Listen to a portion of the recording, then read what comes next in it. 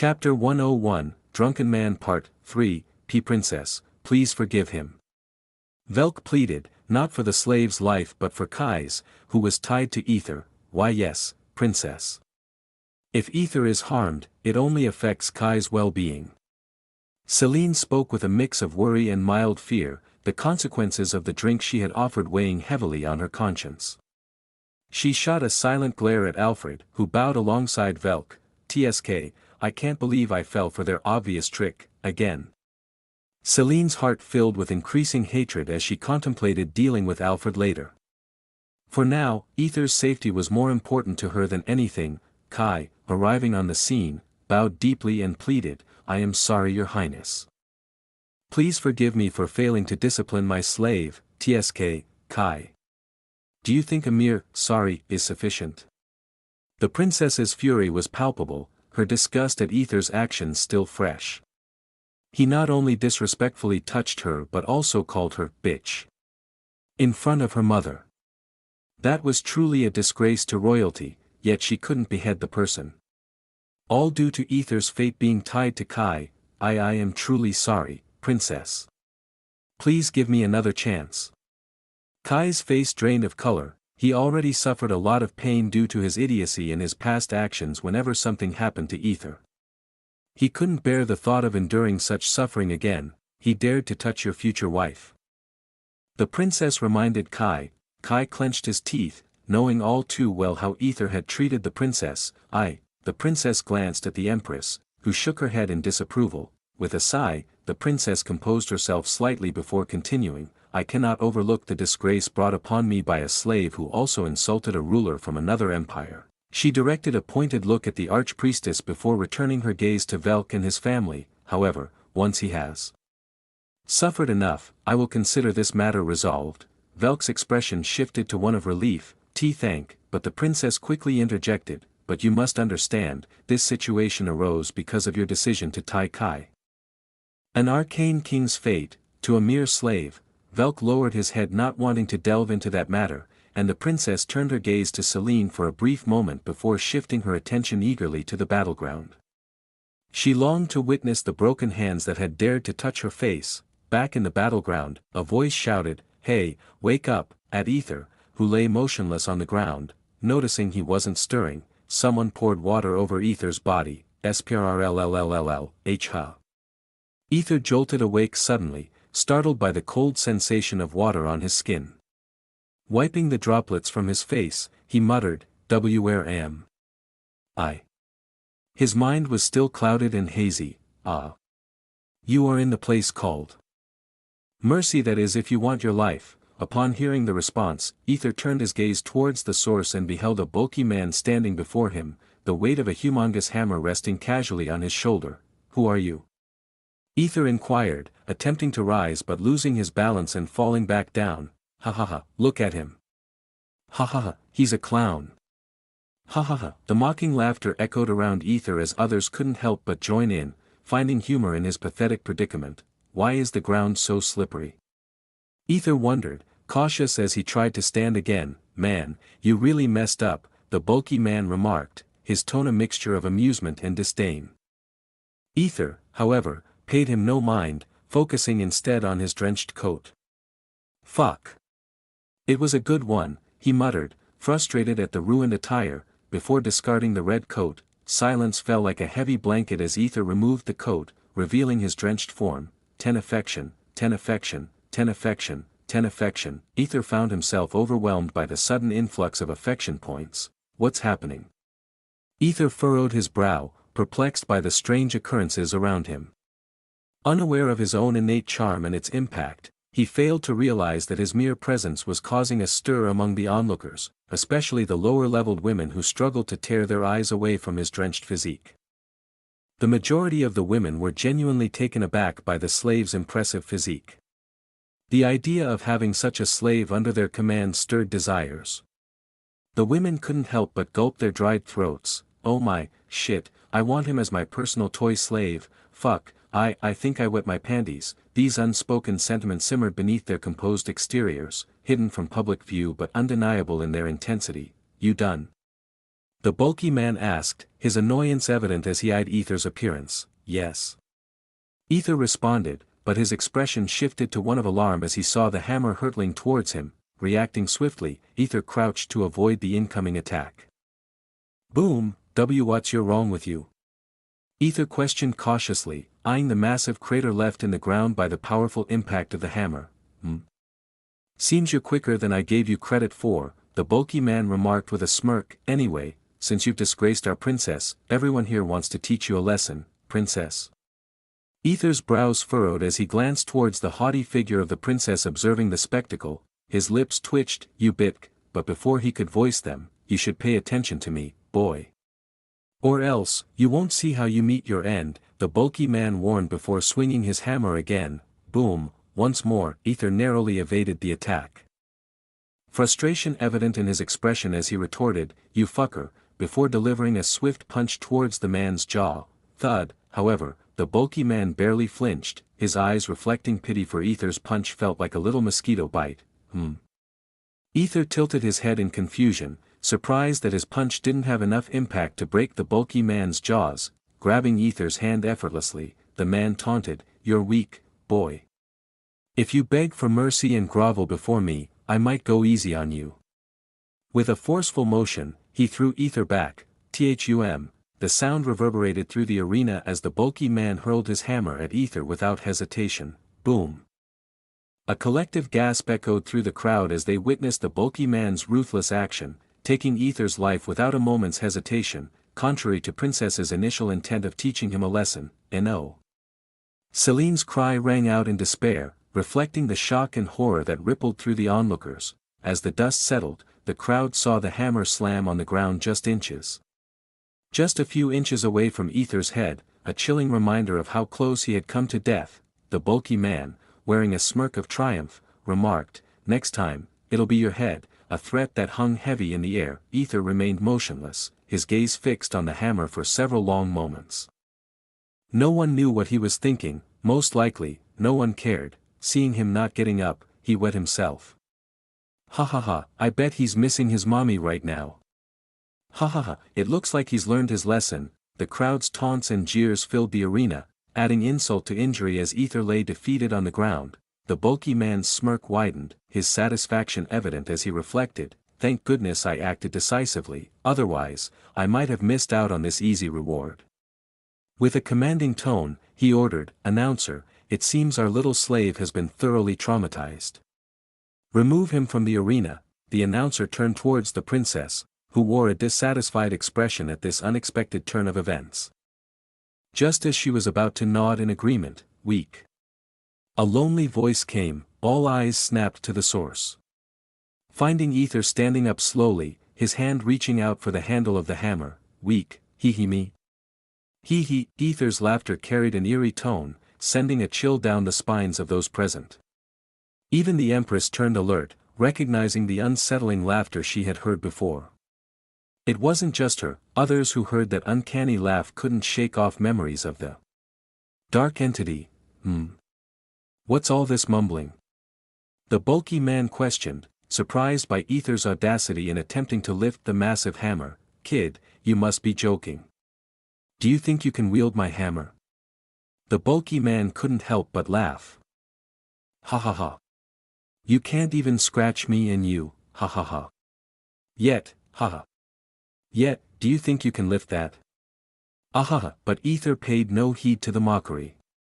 His mind echoed with the words, weak, and grovel, triggering a painful memory. Slap, you should grovel before your brother. You wretched failure. His second father's harsh words echoed in Aether's mind, accompanied by the sting of a slap. Turning his gaze to the smirking bulky man, Aether's lips curled into a small, uncanny smile as he muttered, hee. Let's see who ends up groveling. His words sent a shiver down the spine of everyone present. Ding, survival rate, 5.5%, Chapter 102, Drunken Man Part 4. Have you lost your mind? The bulky man's frown deepened as he observed Aether's unusual behavior. Mad? Me? He. Aether's chuckle carried an unsettling edge, his hazy eyes locked onto his target. Veins bulged on Aether's forearm as he tightened his grip on the hammer, murmuring quietly to himself, increase the strength, ding, error, limit reached according to the level, I said. Increase it, bitch, ding, 9 magic affinity, 10, remaining AP, 24,423, ding, you have leveled up, level, 2, ding, congratulations on leveling up, reward, 10,000 affection points, ding, 10 strength, 20. Remaining AP, 24423, error, limit reached according to the level. Aether's hand trembled with newfound power, pulsating with energy as the veins throbbed beneath his skin. TTRRR, the hammer quivered, causing the bulky man's eyes to widen in astonishment and disbelief. What in the world? He was weak just moments ago, he stammered, his gaze fixed on Aether, who now radiated an overwhelming aura of arcane energy and pressure. Even the spectators couldn't help but be captivated by the sudden transformation. Empress leaned forward, her expression filled with intrigue. Princess, on the other hand, frowned at the unexpected turn of events. It was then that the Empress leaned in and whispered in her ear. Imparting words of wisdom, my dear daughter, the world is always full of surprises. So you must be ready for anything. Aether's gentle smile sent a shiver down the bulky man's spine, leaving him unsettled and uncertain of what would come next. Grovel. Me?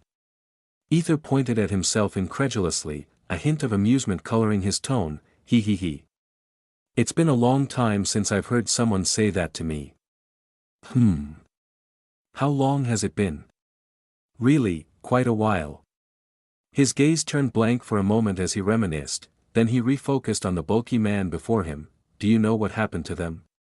Aether lifted the once heavy hammer effortlessly, placing it casually on his shoulder. A piece of cake. Wait, the bulky man's protest was cut short as Aether swiftly acted. They begged me to let them grovel before me. Boom, in an instant, Aether swung the hammer with tremendous force, sending the bulky man crashing to the ground. Cough. Holding up pretty well, Aether remarked, observing the bulky man's attempt to block the blow with his hands, though the damage was evident. Your hand is totally broken, Aether noted with a touch of pity as he saw the blood and flesh around the man's arms crack from the impact. I will. Cough, not be defeated by a. The bulky man's defiant words were interrupted by Aether's decisive action. I don't want to hear your fucking last words, Aether cut in, gently tapping the hammer's back without hesitation. With a final cry of pain, the bulky man succumbed to the overwhelming force of Aether's blow. Finally, the bulky man feels unconscious. Healers took the gained bulky man. Aether nodded to himself, cracking his knuckles in a self-satisfied manner. That's all. The participants' collective anger and fury were palpable. Come on. I'm just getting started. Don't disappoint me now, Aether taunted confidently, his demeanor bordering on arrogance. However, a moment of realization crossed his face. Shit, I almost forgot this. He turned abruptly towards Princess, addressing her with blatant disregard. Oi. Aquilina. Princess was taken aback by the brazenness of being called out so boldly by a mere slave. How dare you, Disra, how can I win your heart? Aether interrupted bluntly, catching everyone off guard with his unexpected question. Silence fell over the arena as Princess and everyone alike processed Aether's audacious inquiry, their expressions a mix of shock and disbelief. Damn. We've been through a lot of surprises today. Participants thought, exchanging bewildered glances as they watched Aether with shock and pity. Wondering how he would die, Princess blinked in confusion for a moment before asking, what did you just say? Didn't you hear it? Looks like your ears are also dumb, Aether replied with a feigned look of sadness and pity. Veins bulged on the princess's forehead, a rare display of anger for her. She had never been angry in her life. Anyway, I asked you, how can I win your heart? Aether shouted, his mind clearly unstable as he blurted out whatever came to his mind. He figured it would be easier to ask the person directly rather than working hard on his brain to create a shitty plan that would never work. Is he even for real? Princess couldn't help but ask, her cheeks flushing slightly with shame and embarrassment. Hello? Aquilina?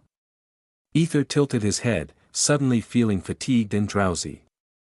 Clutching the armrest tightly, Princess muttered, "Damn that slave." She then shot a glare at Kai, who was still trying to make sense of the situation unfolding before him.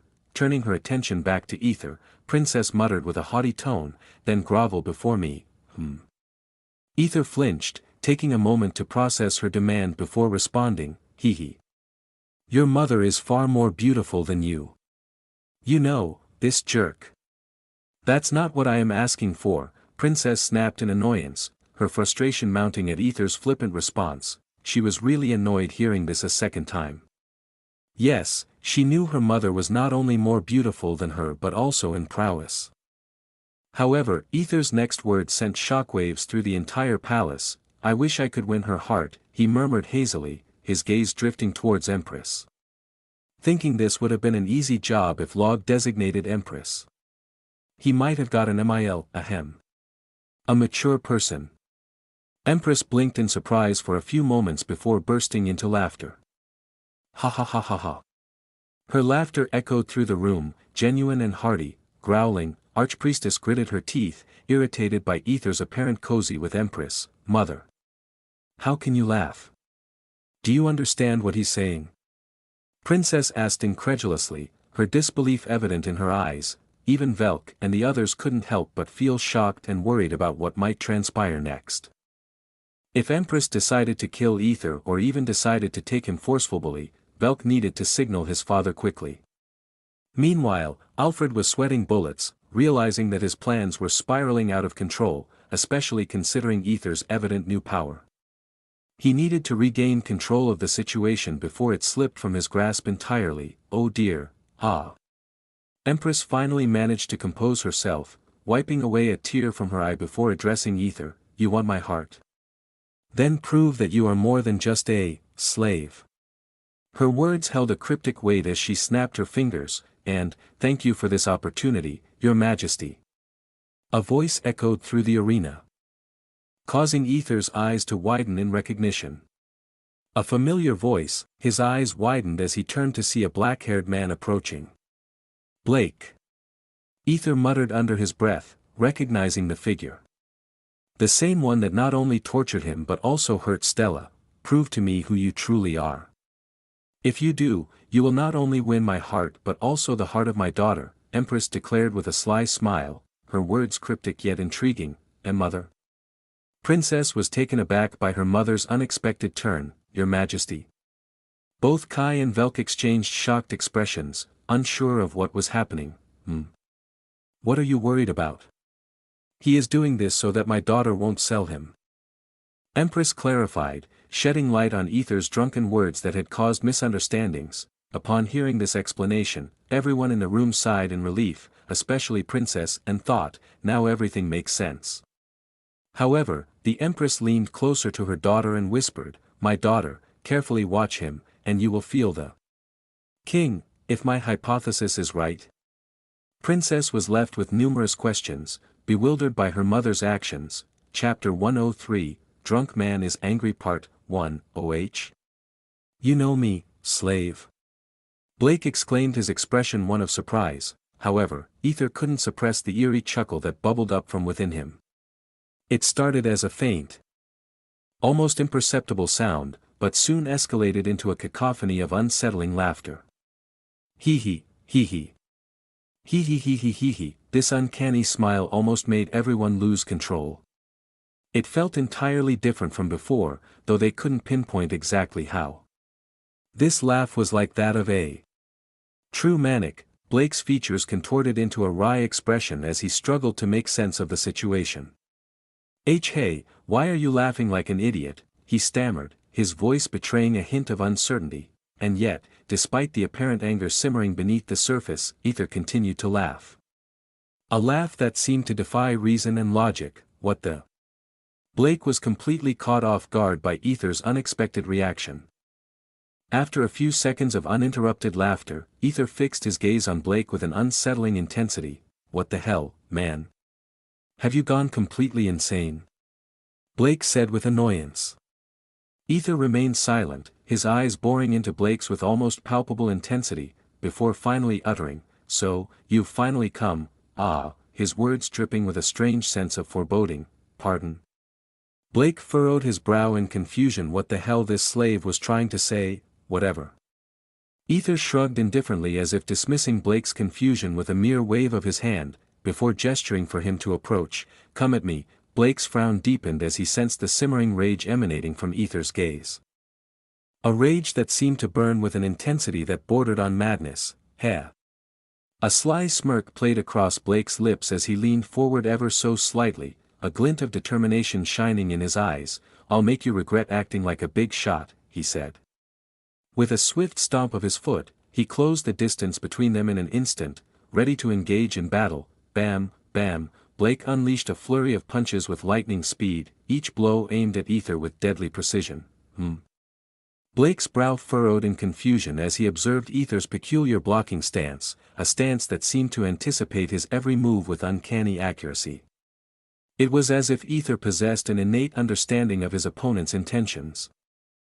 Reacting with preternatural reflexes that defied explanation, meanwhile, Aether remained unfazed, his haughty smile never wavering as he effortlessly parried each of Blake's attacks with calculated precision. What's going on? Blake's teammates exchanged puzzled glances as they watched the battle unfold before them, unable to comprehend why their leader had yet to unleash his full power. Perhaps he seeks to defeat the slave through sheer skill alone, without relying on his magic, one suggested, the uncertainty evident in his voice. There's something peculiar about that slave. I swear I've seen him before, another muttered under his breath. Thud, huff huff dash. Blake staggered backwards, his chest heaving with exertion as he struggled to catch his breath. Despite his best efforts, he found himself unable to land a single blow on Aether, whose unwavering composure seemed to mock his every move. Looks like your body is tougher than I thought, Blake remarked, a begrudging admiration shining through his words.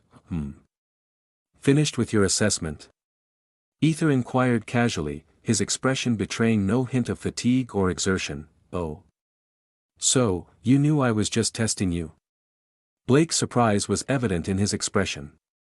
Indeed, after witnessing Aether's fight with the bulky man, Blake had intended to gauge Aether's physical capacity before the actual confrontation. Aether remained silent, merely beckoning Blake once again. Blake's smile widened as he muttered, "Arcane." With those words, a faint light emanated from Blake's sternum, manifesting as a small, sliver-colored card that popped up and hovered before him. Taking the card, Blake explained, "This is my arcane card. Now, I'd like you to show me yours." Blake was keen to see what kind of card Aether held, as it would determine his next course of action. Why should I? Aether's frown deepened. Puff, ha ha ha. Look at him, the illiterate slave, he doesn't even know basic courtesy. What do you expect from a slave? Ha ha ha. Amidst the mocking words, Aether discerned that the world he now found himself in adhered to strange social conventions before combat. Blake couldn't help but smile as he remarked, "There's no need to be shy. Even if your aptitude is low, your performance was commendable for a slave." Veins bulged on Aether's forehead as he listened to everyone acting as if they knew more than him. "TSK, come out, bitch," Aether said with annoyance, his frustration evident in his tone. A hush fell over the crowd momentarily, followed by a wave of murmurs. Hey, what did he just say, bitch? Who's he calling a bitch? Arcane. The god, this slave has some nerve to use those words for the god. No knowledge, no respect. Totally useless except for his handsomeness. The criticism of Aether's behavior spread among the onlookers. Blake and his team couldn't contain their laughter at Aether's outburst. Blake then regarded Aether with disdain and began, "Do you really think our arcane god would?" His words were abruptly cut off as a small light emerged from Aether's sternum. What the? People gasped in disbelief as the arcane card reacted to Aether's words. With eager anticipation, they waited to see what kind of card would be revealed, but, to their surprise, blank. The crowd was genuinely surprised to see a blank, transparent card hovering before Aether. Ha ha ha ha ha. Laughter erupted across the field as the situation turned into a comedic spectacle. Velk and his family were utterly shocked to witness Aether summoning an arcane card. Seriously, man, I was really worried, you know. I thought you were going to unveil something silver or gold, Blake said with visible relief. Do you think this determines my talent? Aether asked as he flipped the card back and forth between his fingers. Of course LLCKKK, before Blake could respond, Aether flicked his arcane card with lightning speed. It shot past Blake, cutting his cheek before disintegrating into particles and vanishing. Chapter 104, Drunk Man is Angry Part 2, SHCKKK. Aether placed a hand on his chest, feeling the card return to its place without the need for a summon. I suppose it returns to the user and no one could steal it, Aether muttered under his breath. His gaze fixed on Blake, who was still recovering from the sudden attack. Are you okay? Don't die on me now. I still have a score to settle, Aether remarked with a sly grin, a hint of mischief in his eyes. You. Blake snapped, his eyes filled with hatred as he glared at Aether. That's more like it. Come at me now, Aether nodded in satisfaction, observing Blake seethe with anger. Blake clenched his arcane card tightly, and in a swift motion, the card dispersed into shimmering particles of silver before coalescing into a long, slender sword. With determination in his eyes, Blake lunged toward Aether, the sword gleaming as it sliced through the air, his intent clear. To defeat his opponent once and for all. Increase agility, Aether muttered under his breath. Ding, 1 agility, 11, shoo. Just as Blake's sword was about to connect with Aether's neck, Aether dodged it with lightning speed, narrowly avoiding the lethal strike. What the? Blake was momentarily taken aback, his confusion evident as he struggled to comprehend Aether's sudden burst of speed. Despite having analyzed Aether's movements and speed beforehand, he found himself surprised by the sudden increase in Aether's agility. He's improving. Empress murmured quietly, her gaze fixed on Aether's now more intriguing eyes, which seemed to hold secrets beyond comprehension. Yes. Archpriestess nodded in agreement. Noting Aether's newfound confidence and careless demeanor, a stark contrast to his earlier cautiousness, bam, Aether swiftly countered Blake's momentary distraction with a powerful punch to his gut. Blake staggered back, coughing up blood as the force of the blow took its toll. With a defiant glare, he locked eyes with Aether, his gaze burning with determination. Yes.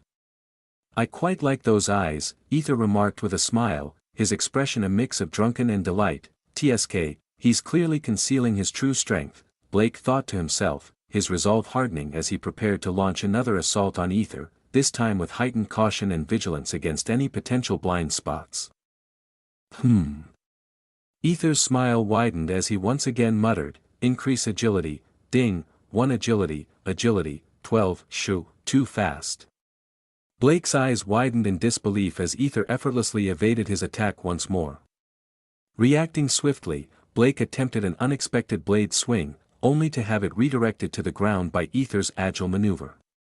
However, before Blake could fully comprehend the situation, a voice echoed from behind him, that's a mistake many make, he's behind me. Blake's realization came too late as Aether's swift kick connected with his body. Thud, thud, thud, Blake tumbled across the ground, his body rolling several times before coming to a stop. Thursday, spitting blood from his mouth, Blake's lips twitched in pain. The impact from Aether's kick had taken its toll, leaving Blake to acknowledge Aether's strength and agility. He's not just strong, he's faster than I anticipated, Blake acknowledged inwardly, his mind racing through any potential opening. Blake knew he needed a magician to back him up. He glanced at his party members, who looked at him with worried expressions. No, I mustn't fall now. I need to win this tournament and earn the money that Empress promised us, he thought. When they arrived to compete in the tournament, they received an unexpected visit from the Empress's maid. She informed them that they only needed to defeat one opponent to receive a generous reward. And without hesitation, Blake and his team agreed. Aether observed Blake, pondering, did I really get beaten by this guy? He followed Blake's gaze, wondering what had caught his attention. Oh. Aether's smile widened as he addressed Blake. I suppose you're nothing without your group, what are you babbling about? Blake asked, his annoyance evident as he slowly stood up and readied his fighting stance. Let's see. 1 versus 7. Aether paused, adopting a contemplative expression before turning back to Blake with a mockingly pitiful look. Oh, my apologies. Hee. 1 versus 6, isn't it? I mean, that red-haired bitch you abandoned, crushed like a tomato, am I right? Blake's eyes widened in realization. I didn't abandon wait. Why you? It finally dawned on him what Aether was implying. Aether's smile widened even further as he mockingly bowed like a gentleman and introduced himself officially. Heh. Yes, yours truly. My true name is Aether. The stray slave whom you and your companions once tried to eliminate, along with a little girl. Empress exchanged a meaningful glance with the archpriestess, who had expressions of simmering anger as she watched the unfolding confrontation. Her eyes burned with anger when she saw Blake. This is getting interesting. Empress thought, her eyes glinting with amusement as she observed her daughter's surprised reaction. Is something the matter? Empress asked Princess with a knowing smile. No, Princess quickly shook her head, her attention now fully on Aether as she pointed at him. Who is he? I can feel the arcane connected to him, just like with Kai's, but his is even stronger. That's for you to find out, Empress replied cryptically, her gaze lingering on Aether with a hint of intrigue. Delphine remained seated behind Velk, observing everything with a calm demeanor as she sipped her drink. Her eyes were fixed on Aether, studying his every move intently. Even the snow peeked out from her cleavage, its eyes glittering as it followed Aether's fight with keen interest. Master, why is he so strong? Alfred couldn't contain his worries and directed the question to Velk. I don't understand it either. Velk muttered, his frustration growing as he glanced at Delphine, who discreetly pushed snow back into her cleavage. You said he's only level 1, right? Velk's voice carried a hint of disbelief. Yes, that's correct. Then can you explain what we're witnessing now? Velk's tone betrayed his rising anger as he pointed at Aether and said, there is no way in hell a level 1 could do this. I don't know, Delphine replied simply, her expression unreadable. Grrr. Velk gritted his teeth in frustration. I'll have to report this to father. Sure, go ahead. Even the old man will know I didn't lie, Delphine waved dismissively. Grrr. Velk could only clench his teeth tighter in frustration. Alfred glanced at his son, a worried expression crossing his face as he feared his son might lose his position due to this unexpected turn of events. Chapter 105, Drunk Man is Angry Part 3. Blake was completely taken aback, unable to believe that he was facing the same person he had once treated like a mere toy. What happened to him? Blake's thoughts raced as he tried to make sense of the situation. He had believed that both he and that girl had perished inside the forest, yet here stood Aether, fearless and unyielding. Come on. Where's that haughty attitude now? Heh, Aether chuckled wickedly, his demeanor reminiscent of a villain relishing the chaos. This bastard. Blake's frustration and anger surged, evident in the veins that popped on his forehead. I will end you with my own 2 hands. Blake's voice reverberated with determination as he lunged at Aether once more, intent on cutting him down. However, his attack was swiftly intercepted. Thud, shoo! Aether deftly caught Blake's forearm that held the weapon, effortlessly disarming him with a single strike. Before Blake could react, Aether delivered a devastating gut punch, sending Blake crashing to the ground. Bam! Cough, cough! Blake coughed up blood, his body racked with pain as he struggled to regain his footing and retrieve his weapon. Yet, Aether was relentless. Boom! Aether's fist connected with Blake's head. Each strike was accompanied by a chilling chuckle from Aether. Boom, heh, boom, heh, boom, heh, boom. Blake's party, witnessing the brutal scene unfold, couldn't contain their outrage. You bastard! Stop, you jerk, I will kill you. Hearing their enraged shouts, Aether momentarily paused his assault, a sinister grin crossing his face. I dare you to step in and fight for your friend, otherwise. Aether's threat hung in the air, ominous and foreboding. Boom, hee. Aether's laughter echoed through the arena, sending chills down everyone's spine. See, come on, guys, we need to intervene or we'll lose our leader at this rate. One of Blake's party members shouted, prompting them to jump into the battle arena. However, their impulsive action was swiftly halted by the announcer. Who gave you permission to enter the battle? The announcer's voice cut through the chaos, her tone devoid of emotion. It was none other than Empress's maid. Blake's companions flinched, realizing their oversight in the heat of the moment.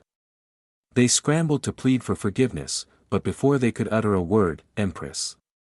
Aether stood up, his gaze fixated on Empress. I want to face them all at once, his voice brimming with anticipation, his mind consumed by thoughts of defeating Blake and his allies.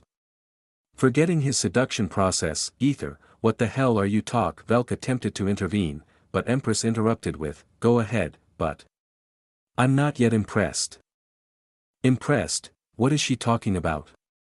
Aether wondered briefly, but his focus returned to the group as they tended to Blake, administering healing potions to his battered form, 4 men and 2 women. Aether nodded to himself, sizing up his opponents as he stretched his muscles in preparation. Damn that bastard, is he really the same person we nearly killed before? How is he even alive? Perhaps that girl sacrificed herself for him, and now he's seeking revenge. Blake's team murmured amongst themselves, wearing grim expressions as they contemplated Aether's actions. Whatever it is, we need to eliminate him, Blake declared as he stood up, his face healed but still bearing signs of the brutal beating. His companions nodded in agreement, their determination evident as they summoned their arcane cards and readied their weapons. You've made a grave mistake, allowing us to group together. Now you have no chance of survival. Blake spoke with malice in his words, his eyes fixed on Aether. Aether nodded calmly, showing little reaction. He then casually inserted his hand into his pocket and spoke with a haughty smile, I'll give you 1 minute. If you land a single attack on my body, I'll be on total defense. You can do whatever you want, and I won't fight back. Seems like you're pushing your luck, Blake retorted, his gaze unwavering as he asked, what if our attacks don't reach you? Well, you'll find out soon enough, Aether replied with a shake of his head, a hint of pity in his eyes. TSK, kill him. Blake commanded his teammates, who quickly formed an attack formation.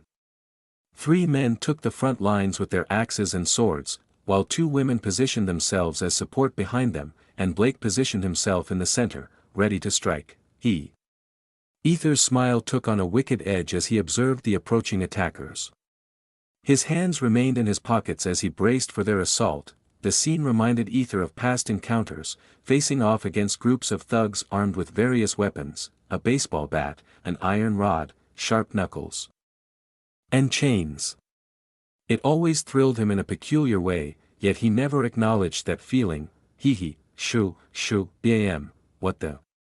The 3 men in the front were taken aback as Aether effortlessly evaded their attacks, moving with the grace and agility of a snake. Undeterred, they continued their assault, swinging their weapons fiercely, but Aether continued to evade every strike without taking a single hit. The clock is ticking. Aether's voice carried a gentle tone as he deftly avoided their attacks. But then, bam, that was close, Aether muttered, assessing the damage caused by a fireball that narrowly missed him.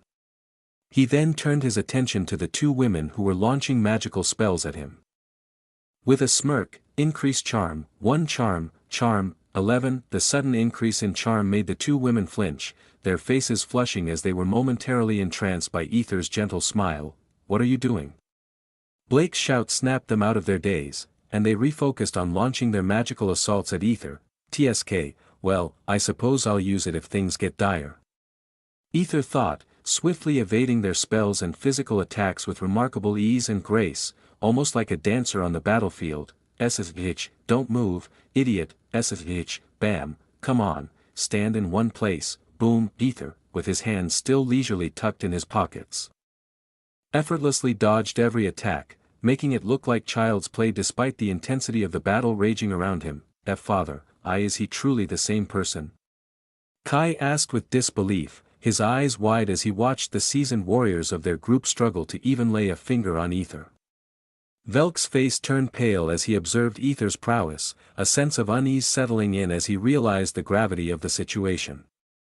He glanced at Delphine, seeking some explanation. Did you teach him these skills? Who knows? Delphine shrugged casually, and with a gentle smile she commented, while his movements may seem rough, there are no unnecessary or wasted motions in his body. It's a natural talent.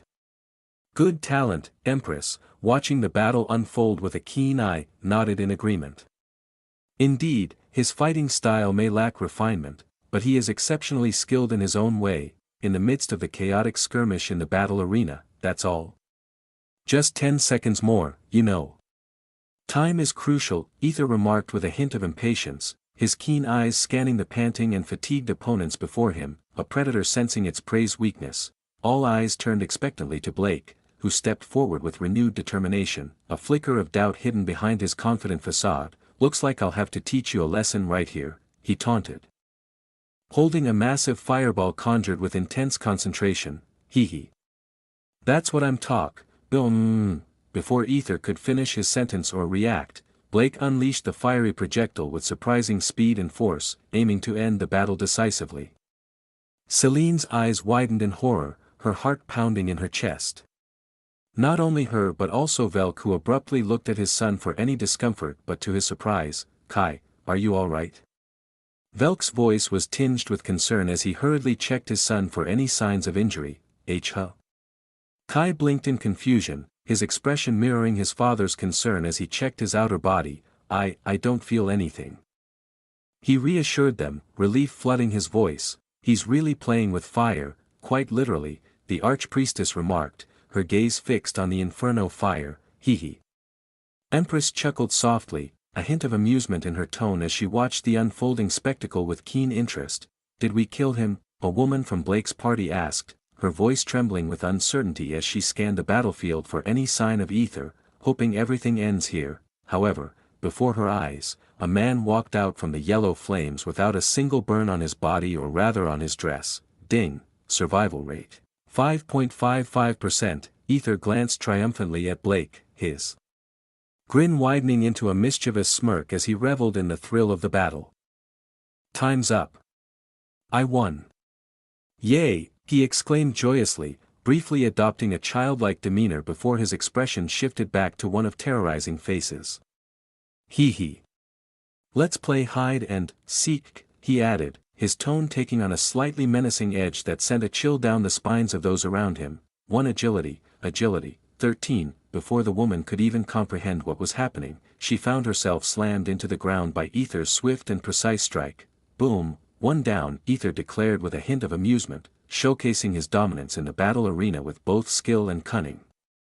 Chapter 106, Drunk Man is Angry Part 4. Boom, one down, Aether whispered with a hint of madness as he forcefully slammed the woman onto the ground. Her body going limp as she lost consciousness in an instant, Aether tilted his head with drunken amusement, his eyes fixed on Blake and his team, who were utterly stunned by his sudden and brutal attack. Attack him. Blake's voice boomed as he unsheathed his silver sword and launched it towards Aether, aiming for a fatal blow. Tisk, tsk, tisk. Aether shook his head mockingly and adopted a crazed tone. Didn't I tell you, hide and seek, he taunted as he evaded the attacks with lightning speed, his agility increasing with each move. Increase agility, 1 agility, 14, SSSH, with swift precision, Aether crouched low and delivered a precise strike to one of the man's legs, causing him to twist and fall with a pained cry. Without hesitation, Aether followed through, slamming the falling man to the ground with enough force to knock him unconscious. Boom, 2 down, Aether announced calmly, his voice belying the chaos of the situation as he surveyed the remaining fearful opponents. The remaining members of Blake's team backed off, their expressions a mix of fear and disbelief at Aether's unpredictable behavior. Why are you not hiding? It's no fun if you are not hiding. Aether pouted childishly, his demeanor shifting rapidly between playful and menacing. Cough, cough, a dry cough interrupted his theatrics. The previous fire blast didn't have much impact on him due to increasing in magic affinity, but still his throat went dry. Oi! Give me something to drink, Aether demanded impatiently, his annoyance evident as he struggled with his dry throat. What's wrong with this lunatic? Blake's team exclaimed, their confusion and frustration palpable. Hee. Empress chuckled, finding amusement in Aether's antics. She actually liked this kind of characteristic from Aether. She tossed a bottle of wine towards him instead of water, a mischievous glint in her eye. The archpriestess, however, frowned disapprovingly, feeling that Aether's innocence was being tainted by alcohol. She shot a disapproving glare at Empress for throwing the wine bottle. What else? He didn't specify anything, did he? Empress retorted with a playful smile. Enjoying the spectacle, catching the bottle with a deft motion. Aether inspected it briefly before popping the cork and taking a long swig without hesitation. Gulp, gulp, as Aether indulged in the wine, oblivious to the chaos around him. One of Blake's members saw an opportunity and lunged forward to take advantage of Aether's distraction. Just as the blade was about to reach Aether's head, increase agility. 1 agility, agility, 15. Aether leaned back in an instant, his agility defying belief as he narrowly avoided the blade, strands of his hair getting clipped by the passing edge. The attacker recoiled in shock at Aether's speed. Seizing the moment of shock, Aether swung the wine bottle with surprising force, connecting it with the man's head in a brutal strike. The impact was so intense that the bottle shattered, sending shards of glass flying, and the man cried out in agony as he clutched his injured head, momentarily incapacitated by the unexpected assault. "Ayo, you wasted my drink," hic, Aether muttered with annoyance before delivering a slap to the man's face. Sigh. Aether glanced at the broken bottle in his hand and then at the remaining individuals. 3 down, he remarked casually, his tone belying the gravity of the situation. "B. Blake, we need to escape now. Yes, look at the madman. He's clearly out of his mind." Blake swallowed nervously, feeling a surge of fear as he realized the extent of the transformation in the man before him, who was now devoid of the cowardice he had seen just weeks ago. "Listen, I know you guys are scared, but if we lose now, we might never get a chance to enter the palace," Blake said with determination, rallying his team with a steadfast resolve. The others frowned, but seeing their leader's resolute expression, they too hardened their resolve, refusing to let a mere slave overrun them. With newfound determination, they devised a sudden plan. "Shall we play tag game?" Blake asked with a smile as his party members surrounded Aether. "Tag?" Aether tilted his head as his eyes scanned the group, his expression playful. "Why no, shoo." Before Aether could finish, he was bombarded with water spear magic. However, Aether easily evaded the magical assault and was about to move toward the only magic user among them when an axe swung in his direction. SHOH. Aether barely dodged the attack in the nick of time, a realization dawning on him. "I see." Their strategy became clear. They were ganging up on him, akin to bullying tactics. "Billman, shush, shoo." Aether expertly evaded each attack, his movements fluid and graceful. He wanted to retaliate and incapacitate one of them, but every time he moved towards a specific target, the others would strike, leaving him with no opening. "Yes, we need to drain his strength," Blake remarked with satisfaction, observing Aether's struggle to evade their coordinated assault.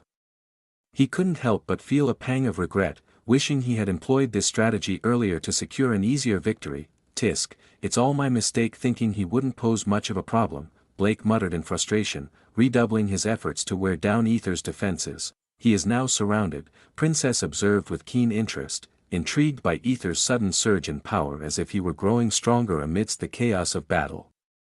If this were indeed the case, she couldn't help but wonder what kind of asset he could be to her kingdom. "I see. I now understand," Princess muttered to herself, casting a meaningful glance at the archpriestess. "Now it all makes sense. We cannot afford to lose him." She then turned her gaze to her mother, who wore a knowing smile, silently acknowledging their shared understanding. "Finally I got it, mother," Princess mumbled. Empress just smiled. "I got him." Princess turned her head around at the sound, her eyes widening in shock as she beheld Aether, now bleeding from his stomach. Princess was taken aback by the sudden turn of events. "Aether." Celine's expression turned to one of horror, her concern evident. The archpriestess, meanwhile, nearly broke the armrest in anger at the sight. "This is what will happen if you try to play with us, brat," Blake declared with a haughty smile, his gaze fixed triumphantly on Aether, who was now pierced through both his stomach and his back. Cough, cough. Aether coughed up blood, his vision growing hazy as he looked up at Blake's smug expression. Despite his injuries, Aether's grip tightened around the neck of the person he held pinned to the ground. Chapter 107, Power of Nuclear Bomb. Just a few seconds ago, as Aether struggled to evade their relentless assault, he noticed the woman supporting magic gradually faltering, her strength drained from the constant output of spells. Slowly, she collapsed to the ground, leaving the others in shock. No. They shouted in fear, I didn't do anything but. For down, Aether remarked, observing their dwindling numbers with a wry smile, while Blake's expression turned mortified. Finish him now. In a fit of rage, one of Blake's members hurled their axe at Aether, who simply giggled before effortlessly dodging the attack. Aether then leapt onto the person he had previously struck in the gut, following up with a punch to the nose and gripping his neck. Just as he prepared to deliver another punch to render him unconscious, Puff, Aether coughed up blood, looking down to see a knife penetrating his stomach from his back. Glancing back, he spotted the supposedly unconscious woman behind him. Piercing his back with a knife, "Caught you, pretty boy," she whispered in a seductive tone, her voice dripping with sadistic pleasure as she twisted the knife, causing fresh waves of pain to surge through Aether's body, each stab feeling like hell's own torment. Aether's lips twitched in agony. Thud, with a heavy thud, Aether threw the man he was holding aside. As he reached out to apprehend the woman, another blade found its mark in Aether's stomach, this time wielded by Blake himself. Cough, cough. Aether struggled to maintain his composure amidst the escalating pain, yet he managed to seize the woman and slam her onto the ground. The strength in his body began to wane. And he felt the ominous specter of unconsciousness looming ever closer. Still, he maintained his grip on her neck, her gasps for breath a desperate symphony in the chaos. Why don't you just die already dash? The woman's voice cracked with rage and frustration as she attempted to strike at Aether's wound, her blows landing with a sickening thud. Aether's groans echoed in the air, his gaze meeting hers as she smirked in cruel satisfaction. Let me go, motherfucker, cough, or. The woman's voice faltered as she grabbed Aether's wounded abdomen, her grip tightening in a feeble attempt at defiance. Aether bit down hard on his lip. Refusing to give her the satisfaction of hearing his cries of pain, even as he tightened his hold on her neck, his fingers digging into her flesh with a desperate intensity. This is what will happen if you try to play with us, brat. Blake's voice cut through the chaos, his haughty smile belying the danger of the situation as he stood before Aether, poised to deliver the final, fatal blow. Drip, drip, blood dripped from Aether's lips and also from his stomach. He knew increasing his agility might help him escape, but this could potentially cause more blood loss and fainting at any moment, a risk he couldn't afford to take. Why, your majesty? Velk's face turned pale, he could not have Aether die now. However, the Empress didn't respond to anything as she keenly observed everything. The Archpriestess glanced at her followers, who nodded in understanding. The followers readied themselves for any movement. Aether peered down at the woman with hazy eyes, his grip slowly loosening as a plan formed in his mind. Increase charm by 2, he whispered. 2 charm, 13. The woman's eyes widened in surprise and confusion as she found herself face to face with a remarkably handsome man, his presence strangely captivating. Aether's blood dripped onto her lips, sending a shiver down her spine and igniting an inexplicable warmth within her. In that fleeting moment, something stirred deep within her. A primal instinct to protect this enigmatic man at any cost. And so, when Blake poised to strike Aether down, her body moved of its own accord, instinctively interposing itself between them. Slkkkkk, thud, her head tumbled to the ground, a macabre testament to her sacrifice.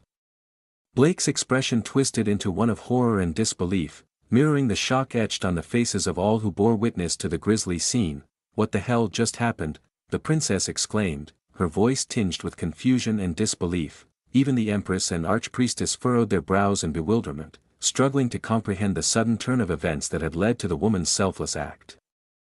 Aether casually pushed the headless body aside, his gaze locking with Blake's stunned gaze. You not only abandoned your team but were also prepared to take a life. Aether's voice carried a note of pity, though it fell on deaf ears as Blake remained frozen in shock. Oh well. Aether shrugged nonchalantly, inwardly marveling at the unexpected power of his charm. He had never anticipated that it would elicit such a profound and unforeseen reaction from the woman. He had just assumed she would plead for mercy, not sacrifice herself in his stead. Charm was truly dangerous. Aether made a mental note to tread more cautiously in the future, even as he surveyed his surroundings with detached calm. Despite the blood loss and mounting exhaustion, he felt an odd sense of detachment. He wondered why. Well, let's finish this. Before I pass out, Aether remarked, his tone oddly serene as he focused on stemming the flow of blood from his wounds. Put everything in magic, 10 magic affinity, 20, remaining AP, 06423, error, limit reached according to the level. Aether took a deep breath, feeling the raw power surging through his veins as he channeled all his energy into his magic. He glanced at Blake, who still wore a shocked expression, his gaze fixed on the head of the woman who had sacrificed herself. Well, that's karma for you, Aether remarked, shaking his head at the twisted turn of events. Blake stammered, his voice trembling with a mixture of shock and rage. What, why? Why is this happening to us? All we did was what we were supposed to do. Blake's voice cracked with pain as he descended into a rant, his words tinged with desperation and confusion. Aether regarded Blake with a steady gaze, his expression unreadable yet tinged with a hint of pity. Despite the chaos, there was a cold certainty in Aether's demeanor. There was no way in hell he would feel wrong now after he went through hell. It must be because of you, Blake suddenly accused, his gaze filled with a mix of anger and desperation as he pointed an accusatory finger at Aether. Aether tilted his head. Yes, it must be you. Ever since I met you, everything went to hell. First, I lost my wife. Blake's voice cracked with emotion, his pain laid bare for all to see. That's because of your cowardice, Aether retorted bluntly, his words cutting through Blake's accusations. Stop. Damn it. You are the one who is responsible for my wife's death. Blake's accusation turned into a shout, his voice echoing with raw anguish. What the hell? Aether's disbelief was palpable. He couldn't fathom how Blake was shifting blame onto him. Aether was clearly saving his ass for all the problems he was going through, and now. My second wife also died now. All because of you. Blake's voice cracked with grief and rage, his sword trembling in his grasp as he advanced menacingly toward Aether. Second wife. Aether's confusion briefly flickered across his face before he composed himself, his gaze hardening with resolve. He extended his hand in a gesture reminiscent of a gun and spoke in a chillingly emotionless tone. This is for me, enduring the suffering you've caused, and for Stella, for the tears she shed that day. Ouch! A pang of guilt shot through the archpriestess's heart at the mention of Stella's name. SRH. A small flame appeared on Aether's fingertip, its intensity growing while shrinking as it transformed from a gentle yellow to a blazing blue hue. A manifestation of his heightened magical prowess. His hair seemed to dance with the flickering flames, an aura of power surrounding him. Blake lunged forward, his sword aimed to cleave Aether in half, but Aether's eyes glinted with indifference. Bang! Aether winked playfully, a mischievous glint in his eyes. Boom! A humongous yellow mushroom appeared in the dark sky. Chapter 108, Restraints Part 1. Boom! A thunderous explosion rocked the night, accompanied by a shockwave that sent ripples of fear through the onlookers near the palace. A humongous mushroom cloud billowed into the dark sky, casting an eerie glow over the surroundings and plunging the area into a temporary state of chaos and panic. The Empress's eyes widened in alarm as she immediately sprang into action, deploying another protective barrier around the battle arena with swift precision. The entire battlefield was engulfed in swirling blue flames, their intense heat and crackling energy drawing gasps of astonishment and dread from the spectators. It was a display of power that surpassed expectations, leaving many questioning how a mere slave could wield such devastating force. Crack, crack, the inner level of the protective barrier strained and cracked under the immense pressure of the attack, its magical defenses faltering before the overwhelming might of the unleashed magic. It was a close call, and had the Empress not intervened swiftly with her reinforced barrier, the repercussions could have been catastrophic for the lower-ranked warriors and nobles in the vicinity. Mother. The princess watched the spectacle with a mixture of awe and trepidation, her grip on the armrest tightening in excitement and nervous anticipation. Do you understand now? The Empress's voice cut through the chaos, a mix of sternness and surprise evident in her tone.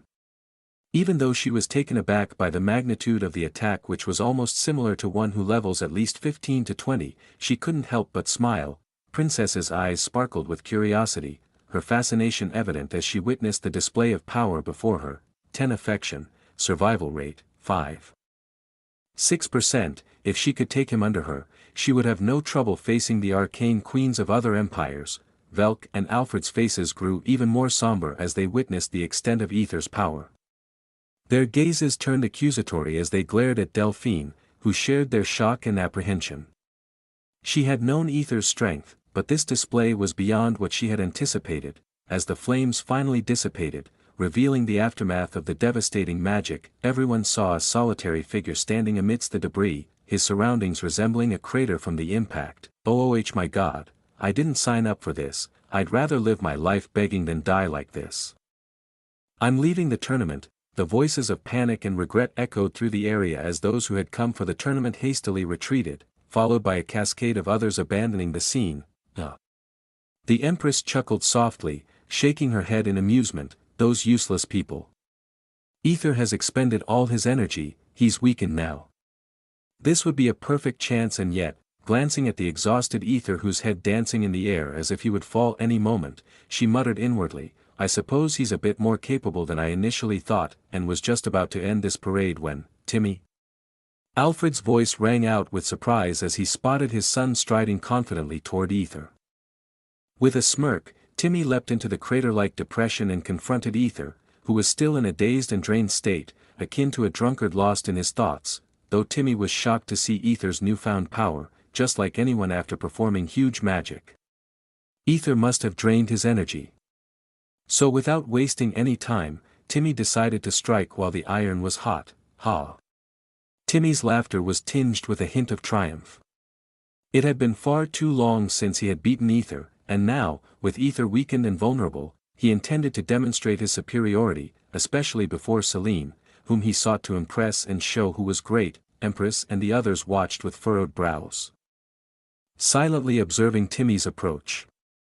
The Empress's maid stood ready, awaiting her master's command, her gaze fixated on Timmy. Timmy, come here.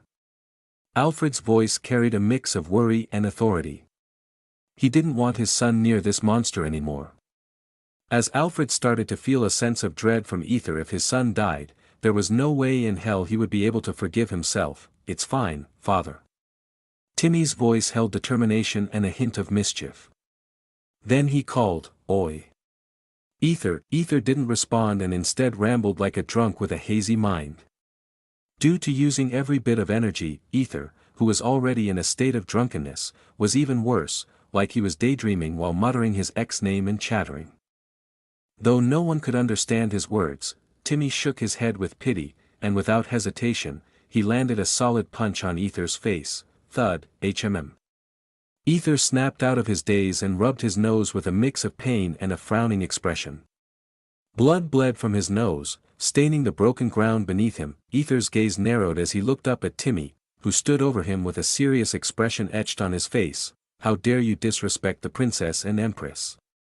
Timmy exclaimed with a fiery determination, his voice echoing through the tense air before he strengthened his body and delivered another powerful punch to Aether's already bruised face. Thud, Aether staggered backwards, his balance wavering as he struggled to remain upright before finally collapsing to the ground. Drip, drip, blood flowed from his face, Aether desperately trying to gather his consciousness that was slipping away with each passing moment. Timmy immediately leapt onto Aether, overpowering him and forcing him down with a victorious grin. You dare to hurt the princess, boom, this is for the empress, boom, and this for the archpriestess, boom.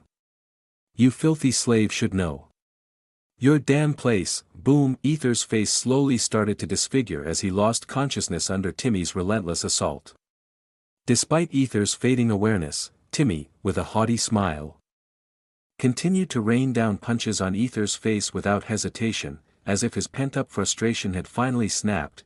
Do you think you're a big shot, boom, you fucking slave, boom, you are beneath me, yet you dare touch the archpriestess, boom, you're pathetic, boom, worthless. Aether, who had lost consciousness, found himself standing near the seashore, disoriented yet drawn to a strange vision unfolding before him. What is this? Aether questioned, furrowing his brow as he observed a gang of people bullying someone in the distance. "Hey! What are you doing?" Aether frowned as he approached them, only to widen his eyes in surprise. Aether. Chapter 109, Restraints Part 2, What is this? Aether questioned, furrowing his brow as he observed a gang of people bullying someone in the distance. "Hey! What are you doing?" Aether frowned as he approached them, only to widen his eyes in surprise. Aether. Aether was taken aback to see a white-haired guy being assaulted by Timmy and his gang. Aether attempted to intervene, but to his shock, his hands passed through their bodies. Memories? Aether wondered and looked around the surroundings, which were the same as when he arrived in the world. Realizing he was witnessing a past event, "How dare you!" Timmy's voice boomed as he delivered a kick to Aether's head. "Argh!" Aether groaned in pain, clutching his head, yet he made no attempt to resist or fight back. "Tisk!" Timmy clicked his tongue in disdain as he grabbed Aether's hair and yanked his head back. "You fucking maggot. Just because Celine treats you better, do you think you can cling to her?" Timmy's voice dripped with contempt as he delivered another punch to Aether's defenseless face. Listen, fucker. Once Kai, young master, becomes the head of the household, he promises me that he will marry his sister to me. Do you understand what I am saying?" Timmy's anger boiled over, yet Aether remained unresponsive. "Tsk, I hate this broken toy," Timmy muttered before landing another brutal blow to Aether's face. He then turned to his 3 bootlicking lackeys and commanded, "Throw him into the lake." "Yes, boss." The lackeys echoed in unison as they dragged the unconscious Aether towards the lake. Aether offered no resistance, his demeanor disturbingly lifeless. "Hey, sto." Aether shouted, attempting to reach out to Aether.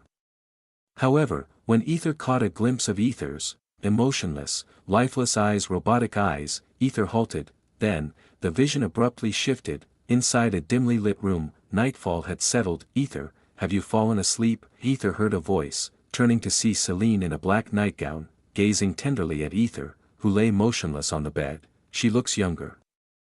Maybe 12 or 13. Aether observed Celine's youthful appearance and then glanced at Aether, who also seemed younger. "It seems I am going backwards in time." Celine smiled softly and affectionately patted Aether's head, her voice tinged with sorrow. "I am sorry, Aether, but it seems that Timmy bastard told my father that I sneaked you into my bed, so this will be the last time you sleep here." Aether remained silent, his gaze fixed on the ceiling with the same blank, emotionless and lifeless eyes. "But don't worry," Celine continued with determination, "once we enter the academy, I will try my best to convince my brother to change your ownership. Once we have done that, then I will take you somewhere where it's just you and me." Muttered gently with a small smile, Celine's cheeks suddenly flushed slightly as she continued, her words stuttering in her emotions. After that, we can have our own family." She blushed and shook nervously, however, her expression turned sorrowful again. "But until then, I must act indifferent towards you. I'm sorry, Aether, but I can't show any affection like before. Otherwise my father will punish you." Tears welled in her eyes. "Even though my brother isn't a bad person, he always obeys my father, and my father would never allow a slave near his daughter. I fear he might even harm you." Celine's voice trembled with worry and sadness. With a tender kiss on Aether's forehead and teary eyes, Celine whispered, "I might have to hurt you sometimes until they believe I hate you. Please hang on and please don't hate me." Drip, drip. I will protect you, please give me some time until then." "I'm sorry," as she held Aether close like a cherished toy and drifted into slumber. Author's note, they are just sleeping together just like any 12 or 13-year-old children. Don't think anything unnecessary. Aether watched the scene unfold, feeling an unknown emotion when he stared at Celine's teary eyes. Then he observed Aether's robotic, emotionless eyes. I suppose this is what Aether looks like. A person devoid of ego. Aether reflected with pity in his eyes. He wondered how Aether was like that. Did he like this from birth? Aether really wondered. As Aether turned to leave, a sudden movement caught his attention. Aether's eyebrows raised in surprise as he witnessed Aether's emotionless eyes show A sadness, in a fraction of a second, a glimmer of sadness appeared in Aether's eyes before turning robotic, emotionless eyes. Aether's hand, moving mechanically, reached out and gently patted Celine's head. "Heh." Celine giggled in her sleep. Ba dump, aha, ah, ha. Aether suddenly started to breathe heavily, his heart racing faster than ever before. Unknown emotions swirled inside him. His eyes flickered. No, these emotions. He knew. He knew more than anyone. Loneliness and powerlessness, throughout his two existence, those emotions had been his constant companions. Ha, ha, ha. Aether gasped for air, his blue eyes now transformed into bottomless pools of blackness. With a surge of raw emotion, he lashed out, punching the nearby wall. The surrounding structure cracked like brittle snacks before crumbling down, revealing the true space in which he now found himself. Aether's gaze fell upon a small, transparent object suspended in the same white-black space he had entered before. However, unlike previous times, he didn't find himself trapped between those contrasting realms. In the center of the black and white expanse hovered the transparent arcane card diagonally, its surface marred by drip, drip, drip, drip, drip, drip. 6 drops of dark black liquid oozed onto the transparent arcane card, staining its pristine surface. On the white side realm, like ink seeping onto parchment. Author's note: I apologize if my previous statement was unclear. Please read the following for clarification. The transparent arcane card hovered diagonally in the middle of the white-black realm.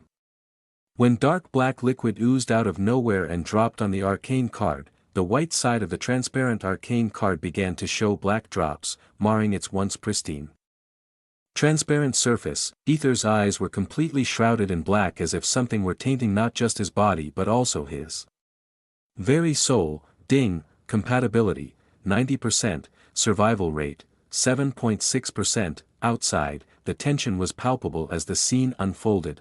Father, stop him. Celine's voice cut through the air, pleading with her father to intervene in the brutal beating. Velk, though worried about his son's safety initially, remained silent. He had witnessed Aether's full power and knew that someone needed to put the rebellious slave in his place, or it could lead to unforeseen consequences. As long as Aether didn't meet his end, Velk would consider the situation manageable. Even Kai didn't say anything, as he clearly didn't like the way Aether touched his future wife. Alfred, on the other hand, had been anxious about Aether's newfound strength. However, seeing his son handle the situation with ease, he let out a sigh of relief. He attempted to calm Celine, saying, "Young miss, this is just a tournament. My son wants to face this slave, so we shouldn't interfere. Especially after that slave humiliated the prince."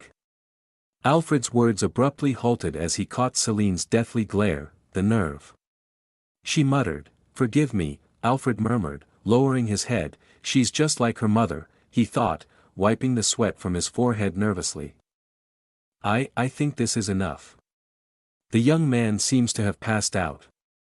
The archpriestess injected a calm tone, though her clenched fingers betrayed her attempt to control her rising anger, blood trickling from her tightly gripped hand. Empress especially frowned when she saw something wrong with energy around the battle arena. Before anyone could react or step in, boom, psckkkkk, the sound of a brutal impact echoed, followed by a splatter of blood.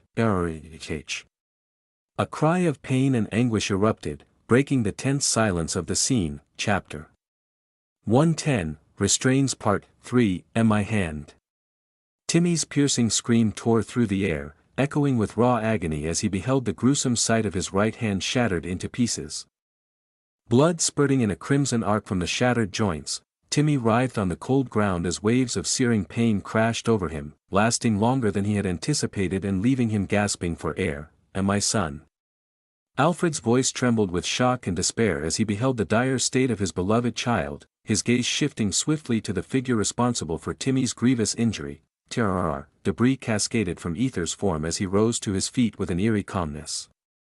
His expression remained inscrutable, his eyes were obscured by strands of black-dyed hair that hinted at his true white hair beneath. Drip, drip, blood trickled down Aether's face in a macabre rhythm.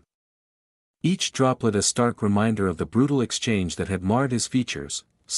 With measured purpose, Aether advanced toward the still writhing Timmy, whose cries of anguish pierced the tumultuous atmosphere. Something feels wrong. The archpriestess's voice carried a note of unease, her keen senses detecting a subtle shift in the arcane energies enveloping them, a strange calmness. The Empress remained silent, yet she also felt the sudden calmness in the surroundings. Stop him. Alfred's face contorted with dread as he spoke, his uncertainty evident. He knew that if Aether was not halted now, something far worse than death could befall his son. A thought of how Priest turned into a black monster chilled him to the core. Just as Alfred moved to intervene, he was seized by a sudden pressure of force exerted by none other than the Empress. Why, Your Majesty? Alfred stammered, his eyes filled with dread as he looked at the Empress. Didn't you previously say, my son wants to face this slave, so we should refrain from interfering? The Empress's smile held no warmth, her tone edged with a hint of menace that sent a shiver down Alfred's spine. Remember, this is merely a tournament where death is but a matter of pride, and your son's unauthorized entry into the battle arena without permission. Let's see what he's capable of. Who knows, he might surprise us all. However, the Empress couldn't help but wonder about Aether. What in the world is wrong with this boy? Even I have a hard time sensing him. He seems to be mingled in the arcane, beyond my understanding. The Empress's excitement always peaked when Aether exceeded her expectations, a fact that both intrigued and unsettled her heart. Velk, although tempted to disagree with the Empress's decision, found himself at a loss for words. Timmy's haughty entrance into the battle arena left him no voice of opinion. Timmy, who had been writhing in excruciating pain moments ago, abruptly ceased his cries as he sensed a looming presence over him. Turning his head, he locked eyes with Aether standing before him. Why, you bastard! How dare you hit me, you bastard! Timmy's voice cracked with anger and pain. Aether remained silent, his imposing figure casting a shadow over Timmy, his eyes hidden behind strands of hair that swayed gently in the breeze. Just because you've grown stronger, you think you're some kind of big shot, doing as you please. You pathetic slave, a filth. You should never forget your place in the inn. Timmy's words faltered as a sudden gust of wind lifted Aether's hair, revealing eyes that were hidden, the eyes shrouded in darkness, devoid of emotion, sending a chill down Timmy's spine. A sense of fear gripped Timmy, his breath catching in his throat. Ha. He forced a nervous laugh, attempting to mask his unease as he slowly began to crawl back, his bravado waning in the face of Aether's silent menace. However, before Timmy could move, Aether swiftly seized his leg. W8. SSTO. Before Timmy could finish, slick, with a forceful motion, Aether tightened his grip and jerked Timmy's limb like a whip, causing him to collide with the ground with a sickening thud, the force of the impact tearing Timmy's leg from his body. With a pained cry, Timmy was sent rolling across the ground until he finally came to a halt at a considerable distance. Puff, Timmy's agonized screams echoed through the arena, his pain palpable in the air. Yet, at the sound of the approaching footsteps, Timmy's survival instinct kicked in, propelling him to crawl desperately away. I accept defeat. I give up. Please, no more. Please stop this madman. Timmy's pleas were drowned in tears and mucus as he lay in a pool of agony. The announcer, also known as the Empress's maid, exchanged a glance with the Empress, but the Empress's gaze remained fixed on Aether's advancing figure. Why, Your Majesty, he has surrendered. Please, stop this before it goes further. Alfred's voice trembled with fear as he pleaded for his son's safety, but Alfred's words seemed to fall on deaf ears as the Empress maintained her silence, her expression unreadable, instilling dread in those around her. Velk, too, shared in Alfred's apprehension, his lips pressed together in anxiety. Hey. Someone, stop him. Please. Timmy's voice trembled as he watched in despair, realizing that no one was coming to his aid despite his surrender. Aether closed in, his presence suffocating, and Timmy's heart sank with despair as he resigned himself to a grim fate. With no other options left, he turned to Kai, Aether's master. Why, young master, please help me. Even though I acted rashly, it was for your sake, Timmy implored, his desperation evident. Upon hearing Timmy's plea, Kai's heart sank with remorse. He understood Timmy's actions were motivated by a desire to protect the princess. But he couldn't stand by and watch his assistant and slave engage in a potentially deadly confrontation. Kai shook his head, torn between his only truthful servant and his desires. Despite his longing to marry the princess, he couldn't abandon Timmy, who had been by his side since childhood. Summoning his courage, Kai commanded, "Aether, I order you to stop." Aether's movements halted abruptly, frozen in response to his master's command. Princess and Empress exchanged disapproving glances, their annoyance palpable. "Forgive me, Princess, but I cannot allow my assistant and slave to harm each other," Kai stated firmly, his decision final. He finally maned up. "Very well." The princess responded nonchalantly. She was truly intrigued by Aether. While Celine, though not sure what was happening to him, was relieved that Aether was unharmed. As long as Aether didn't get hurt she was fine. However, crack, crack, oh my. The Empress muttered in disbelief as she witnessed Aether move his finger ever so slightly, a feat that defied the laws of their world. Cough. Kai suddenly doubled over, coughing up blood, his body unable to bear the strain of what was unfolding. What is happening? Velk's voice shook with concern as he held his son close, his eyes fixed on Aether whose body trembled as if struggling against an invisible force constricting him. Is he serious? Delphine couldn't contain her shock, her gaze locked on Aether's struggling form. He is defying the law of the eternal slave, the princess whispered in shock, her usually composed demeanor shattered as she watched some kind of invincible restraint wrap itself around Aether's body. Before anyone could comprehend the gravity of the situation, crack, crack, terrorcckk, step, step. Aether took his first deliberate step forward, ignoring his master's command and the fundamental laws that bound him. Cough, cough. Kai's condition worsened as he coughed up even more blood, his once clear eyes now clouded with pain and confusion. What is happening? Young master. Timmy's voice trembled with horror and disbelief as he witnessed Aether's defiance. A sight that struck fear into his heart. The Empress and Archpriestess stood frozen, their mouths agape in utter shock at the unprecedented events unfolding before them, events that threatened to unravel the very fabric of their established law. Chapter 111, Chains of Eternal Slave, and Mother. The Archpriestess's voice trembled as she rubbed her temples, a slight headache creeping in. Kill him, Archpriestess.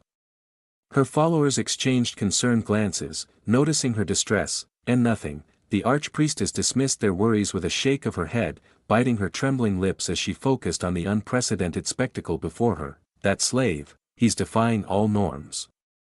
Going against the very essence of the eternal slave law, one of her followers murmured with a deep frown, mirroring the disbelief shared by many witnessing the unfolding chaos. And no. Go away. Get away from me. Timmy's screams pierced the air, a chilling echo of his terror as Aether advanced toward him. Young master, stop this maniac. Alfred's voice cracked with fear and desperation as he watched his son's life hanging by a thread. Aether swiftly caught Timmy's other leg. No. Timmy's desperate cries echoed through the arena. Please, I will. Hick, I won't come near you. I want to live. But before he could finish his plea, Aether mercilessly broke Timmy's other leg. The broken limb now twisted and grotesque, the broken leg was dancing in the air. Timmy. Alfred's heart shattered as he witnessed his beloved son being treated worse than a dog. Regret flooded his mind as he cursed himself for ever involving Aether in his schemes. It was all because of him. If his son died here, Alfred knew he would carry the weight of that guilt for the rest of his days. Kai clenched his fists, his resolve hardening as he wiped the blood from his mouth, refusing to appear weak in front of the princess. His gaze turned steely as he glared at Aether, who now crouched down and gripped Timmy's neck with a vice-like grip. Please. I am Sarah. Plessis. Timmy's desperate pleas choked in his throat as he was hoisted into the air by Aether, his neck straining under the pressure, the threat of it snapping looming like a grim shadow. As the end seemed imminent, the Empress released Alfred from her hold, surprising him, but he wasted no time in rushing to his son's aid. Just as he prepared to move, a commanding voice rang out, in the name of Arcane, Kai Frostblade, order my eternal slave, Aether, to cease this instant. Kai's authoritative tone cut through the chaos, his hand raised in a commanding gesture that revealed a small, glowing conical tattoo on his palm. R. Aether emitted a pained groan, a scorching sensation branding his slave mark behind his neck in response to Kai's command. Thunder, the heavens roared in response to Kai's invocation, lightning streaking across the darkened sky as clouds swirled ominously above, coalescing into a formidable presence that seemed to pass judgment upon the unfolding drama. Clang, clang, chains of the eternal slave. The archpriestess's voice quivered with disbelief as she bore witness to the unfolding spectacle, her eyes widening in astonishment as golden chains materialized from the depths of the brooding clouds. "Oh my God!" The spectators murmured in hushed awe, their gazes fixed on the celestial chains descending majestically, each link radiating an otherworldly aura. Yet, the spectacle was far from over.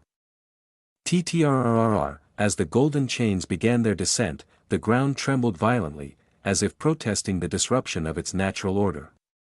Cracks snaked across the broken battleground, a visual testament to the magnitude of the earthquake. Clang, clang, damn, Aether.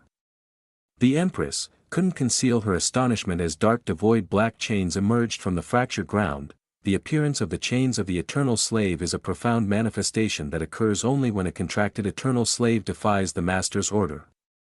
A testament to the watchful gaze of the arcane herself, ensuring that no one can disobey the contract under her witness. This was a moment of rare significance, marking the first time in centuries that everyone had witnessed the emergence of these ancient chains. Clang, clang, clang, clang, the golden chains, imbued with divine power and shimmering with radiant energy, encased Aether's upper body in a resplendent embrace, while the black chains, foreboding and shadowy, coiled around his lower body with an air of dark authority, ensnaring him in an unbreakable grip.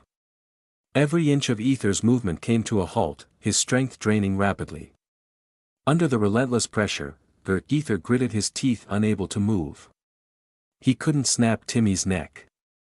Meanwhile, Timmy, drip, drip, found himself unable to control his fear.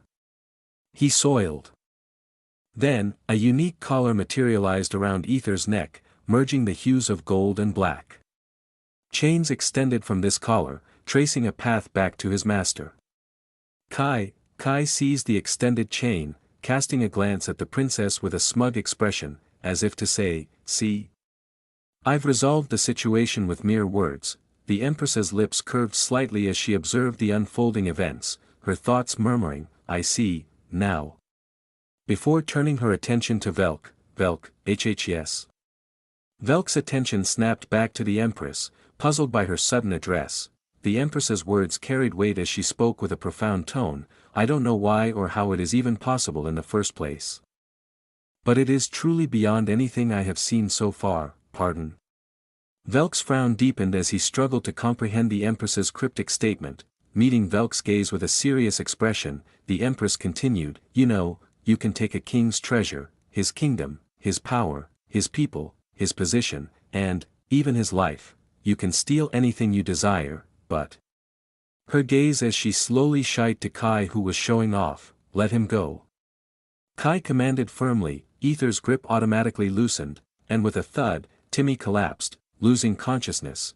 The Empress then turned her attention back to Aether, her tone carrying a mix of acknowledgement and reverence as she said, You cannot become the king himself, because there is only one true king, isn't that so?" Gulp, Velk audibly gulped, his face now drenched in sweat, his hair standing on end as he realized the weight of the Empress's words. "As she knows."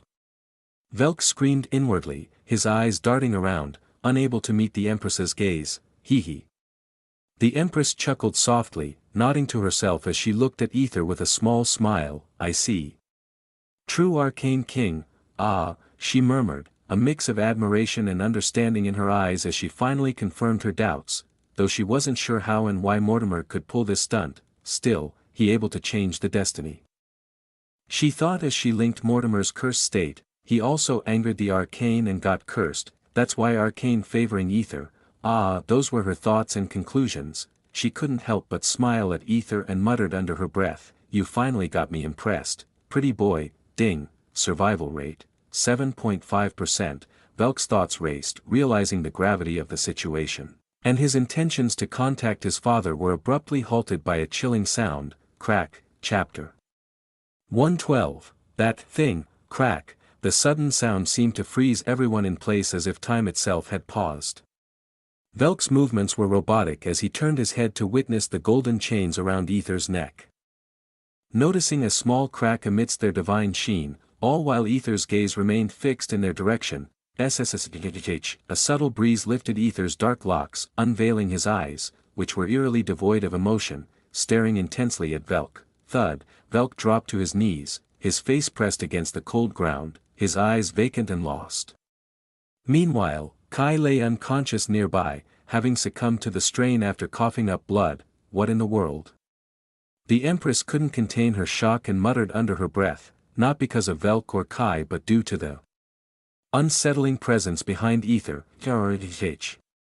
Archpriestess's agonized scream pierced the air as she clutched her head in unbearable pain. Archpriestess, what's happening?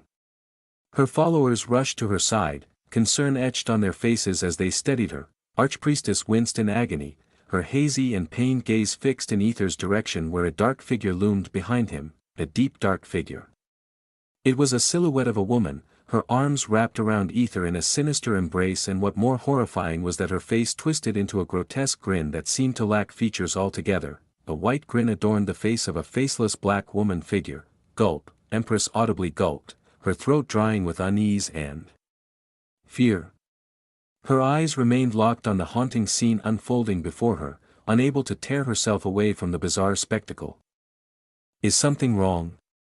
Delphine asked the Empress, noting her Empress' unusual behavior while Aether continued to blankly stare at fallen Velk. Mother? Princess also frowned, observing her mother's peculiar reaction, a hint of concern etched on her features. Why, you can't see? Empress inquired, though her gaze never wavered from the grinning figure that seemed to exude a malevolent aura. What? Delphine and Princess exchanged puzzled glances, turning their attention to where the Empress was fixated, only to find Aether ensnared by the chains. Nothing unusual about his appearance to their eyes. Archpriestess, is something wrong? Her followers asked, noticing her distress and the tension in the air. See, can't you see that thing?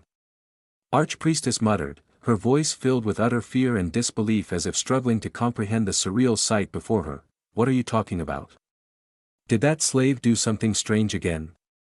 Her followers responded, unable to grasp the invisible threat that seemed to grip the Empress and Archpriestess. Celine, too, had a worried face, but not for her brother or even her father. Only for Aether, who was bound by the mysterious chains. Empress and Archpriestess shared a knowing glance, realizing that they were the only ones able to perceive the sinister presence that loomed ominously over Aether. But why, Melisandre? Archpriestess's voice quivered with pain as she uttered the name.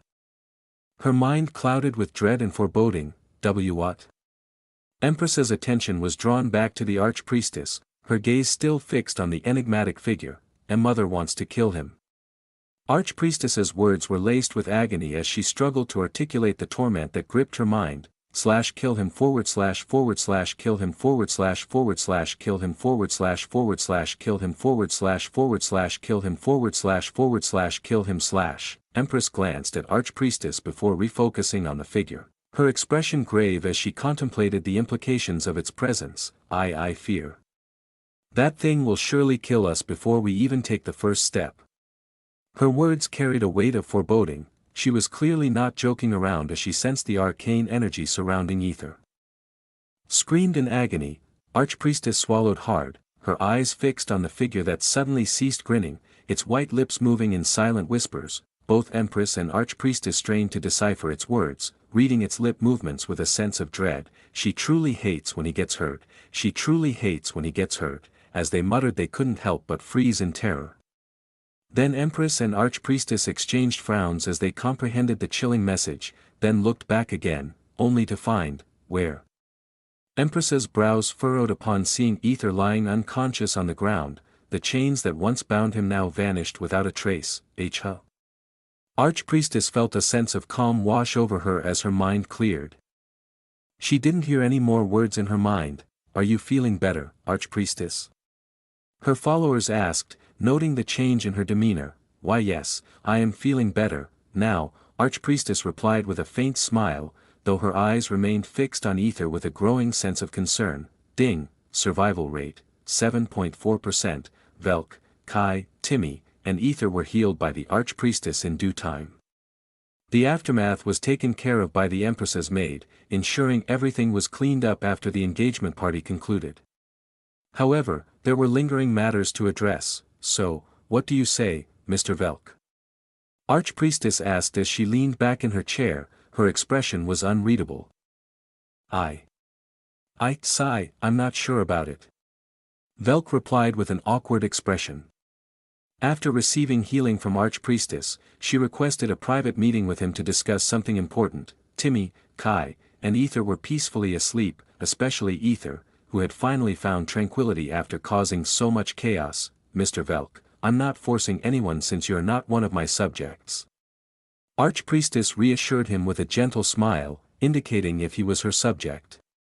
She wouldn't be asking calmly, forgive me, Archpriestess, but I cannot relinquish ownership of Aether, even if the offer is really good. 1-inch Velk said with a hint of dread, casting a quick glance at one of Archpriestess's followers.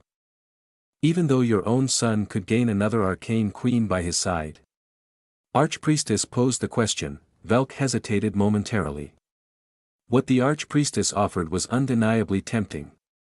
No, it was miraculous to receive an offer. An engagement to another arcane queen from a different empire would surely elevate Velk's position, and his son would be delighted to have beautiful and powerful women by his side, a potential boost in status and power for both himself and his son. Yet, Archpriestess, I would be happy if you asked for anything other than Aether, Velk admitted, awkwardly scratching his head. Seeing him not cooperating, she tried a different route. Sigh. You saw that thing, right? Archpriestess asked with a serious face. At the mention of it, Velk flinched, his expression morphing into one of horror. Why, you saw that thing too? Archpriestess nodded solemnly, understanding the gravity of the situation. That unknown entity had revealed itself to only a select few individuals. But why? She wondered. The Velk's breath caught, his face once again contorted in fear. The memories of that thing itched onto his brain. A large grin on the black figure. Velk would never forget it. That's why I'm telling you, I need to keep an eye on that boy. I fear he might become dangerous, Archpriestess confided, though her words were only partially truthful. I am sorry, Velk replied, fear evident in his voice, and yet he shook his head to give Aether to anyone. Tsking inwardly, the Archpriestess bid him farewell and left the room without further discussion. Saintess, Archpriestess called out as she walked away, her followers trailing behind her. Archpriestess. Her follower responded, you're attending the academy, correct? Yes, Archpriestess. As holder of one of the Arcane Queen, it is my duty to attend the academy alongside our apostle, who serves as the Arcane King, her follower confirmed. Good. Archpriestess paused, fixing her gaze on the follower with a stern expression. I need you to keep an eye on Aether. You mean that slave? Yes, why would I? Do as I say, Archpriestess commanded firmly. Chapter 113, that would be a problem for my future plans. You mean that slave? Yes, why would I? Do as I say, Archpriestess commanded firmly. Her followers could only nod as they left the palace, leaving the Empress alone with her thoughts. She stood there, gazing out at the battle arena with a blank expression, contemplating the recent events. What is that thing?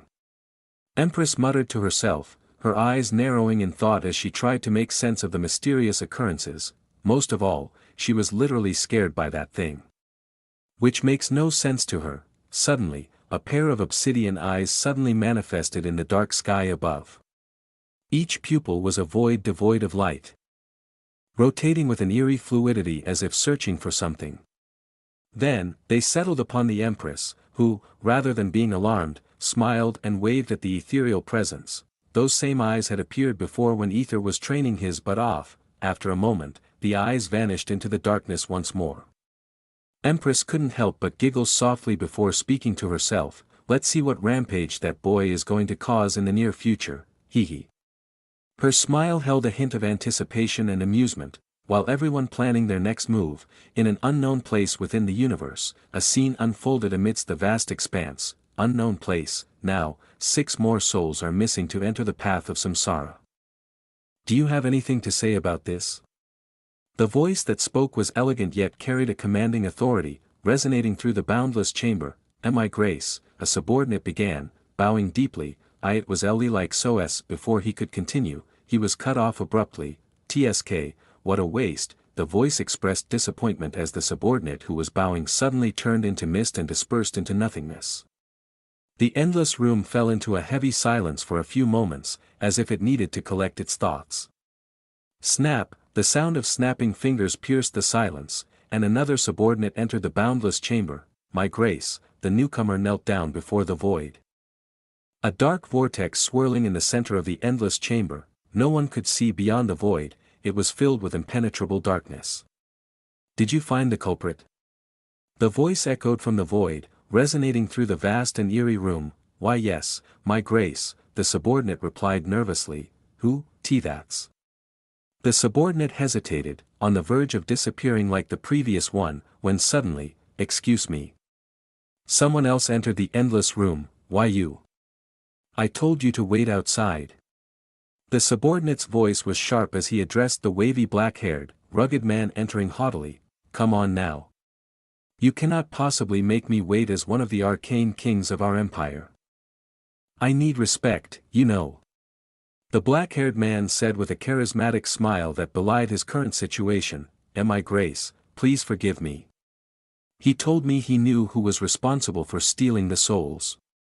I instructed this man to wait outside until I received your permission. But he entered without permission. I am truly sorry, my grace." The subordinate slammed his head on the ground as he begged for forgiveness, his fear palpable in the air. The void turned silent, creating an oppressive atmosphere that made it hard for the subordinate to bear.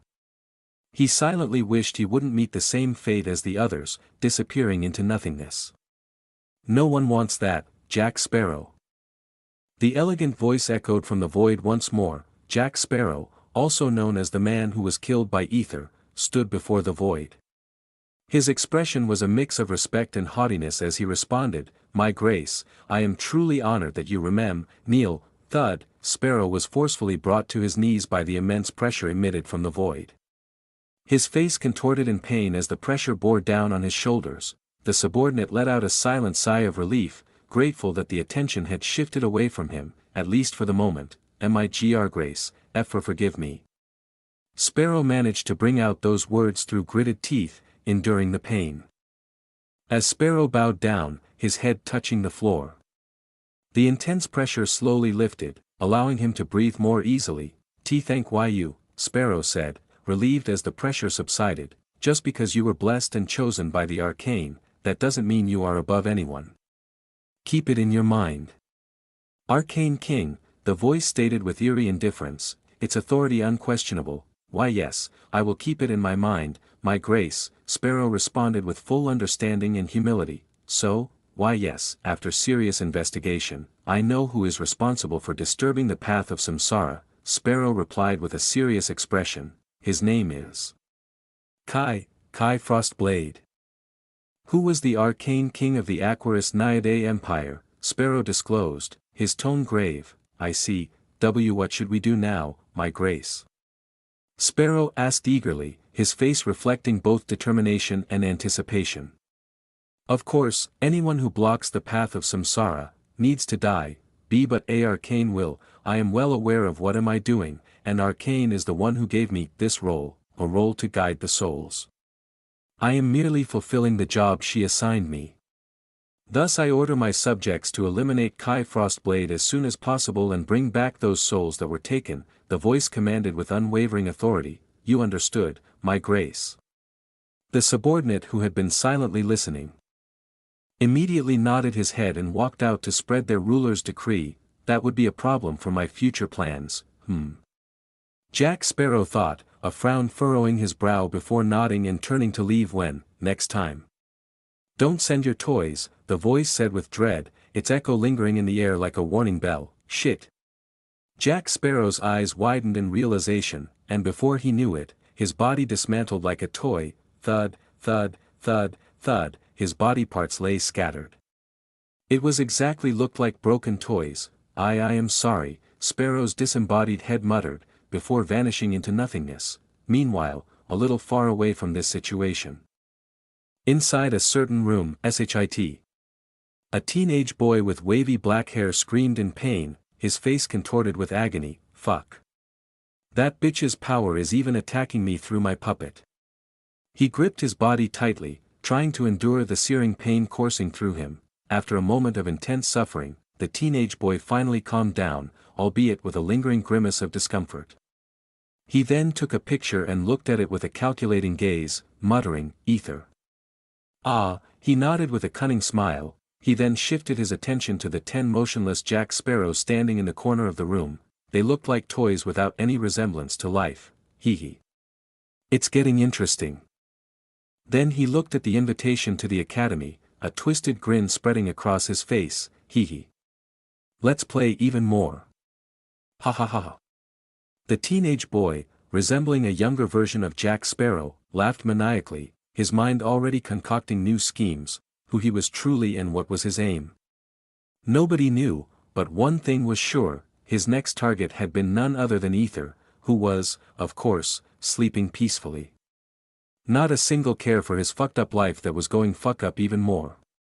However, this time, he gonna fuck up everyone. Chapter 114, everyone was traumatized. That's exactly what happened, so, let me get this straight. You're telling me that I did